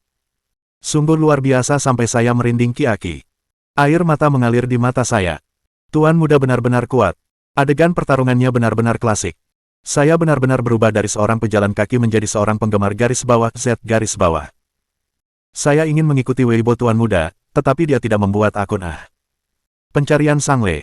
Pedang Langit dan Golok Naga. Dunia Tinju, 12.345.678.910 halaman berikutnya lebih besar dari Sangle telah menemukan 23.400.000 hasil terkait. Pugilistic World, 123.445.678.910 halaman berikutnya lebih besar dari Sangle telah menemukan 68.500.000 hasil terkait. Pedang Langit dan Golok Naga, 12.345.678.910 halaman berikutnya lebih besar dari Sangle telah menemukan 25.200.2000 hasil terkait. Tuan muda, 12.345.678.910 halaman berikutnya lebih besar dari Sangle telah menemukan 100 juta hasil terkait. Pukul 9 waktu Indonesia Barat, hembusan angin yang sangat kencang menerpa seluruh perfilman negeri langit. Pedang Langit dan Golok Naga, dunia pertarungan, mulai menyapu seluruh bioskop di negeri surgawi dengan aura kedatangan sang penguasa. Pendapatan box office mulai meningkat dengan cepat. Pukul 9.30 waktu Indonesia Barat, pendapatan box office nasional, The Heaven Sword and Dragon Sabre, Pugilistic World meroket hingga mencapai 6,2 juta. Air Ride of the Trump Cards, total pendapatan box office di Heavenly State, 6,8 juta. Moment of Screaming, total pendapatan box office di Heavenly State, 5,25 juta. Pada pukul 12.30 siang, selama acara spesial film, semua bioskop di negara bagian surgawi menambahkan beberapa pemutaran film lagi di menit-menit terakhir. Pendapatan box office, The Heaven's Sword and Dragon Sabre Pugilistic World terus meningkat dan mencapai 11,5 juta dalam waktu 2,5 jam. Pada saat yang sama, total pendapatan box office nasional, Air Ride of the Trump Cards, di Heavenly State adalah 7,1 juta. Moment of Screaming, total pendapatan box office nasional sebesar 5,5 juta. Pada acara spesial film pukul 3 PM, semua bioskop di negara bagian surgawi membatalkan jadwal pemutaran film untuk semua film asing yang ditayangkan pada waktu yang sama.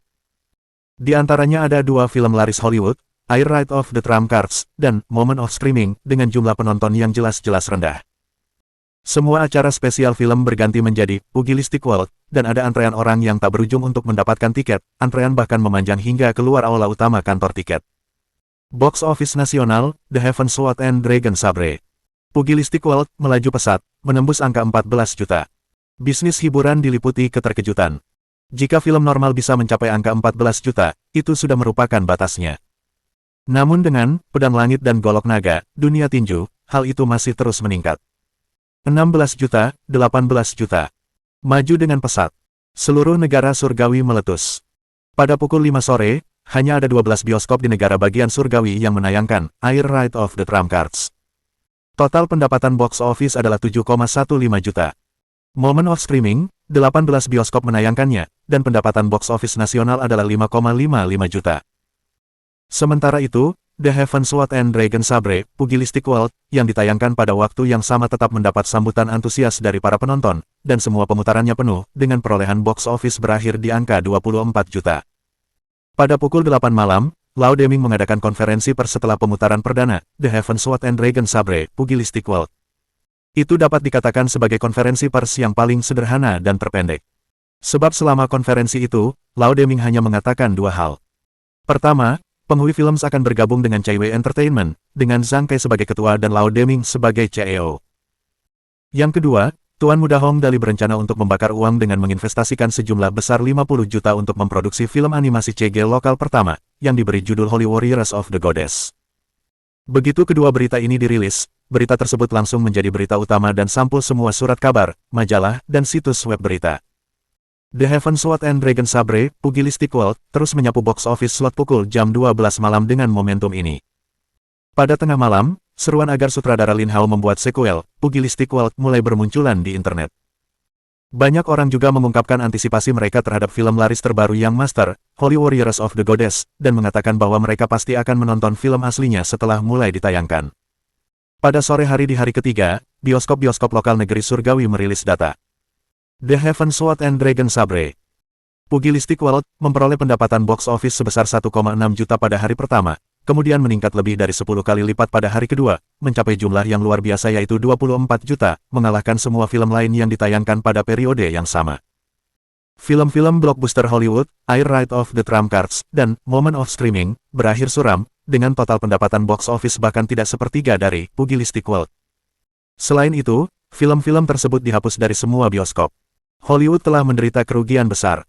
Namun, itu belum semuanya. Pendapatan box office Pugilistic World terus meningkat, dan semakin banyak orang yang menonton film tersebut, bahkan ada yang menonton untuk kedua, ketiga, atau keempat kalinya dan masih belum puas. Jika dulu, versi bajakan film tersebut akan muncul secara diam-diam di internet paling lama dalam waktu 3 hari. Namun, kali ini, begitu versi bajakan muncul di internet, penggemar film yang antusias akan langsung melaporkannya.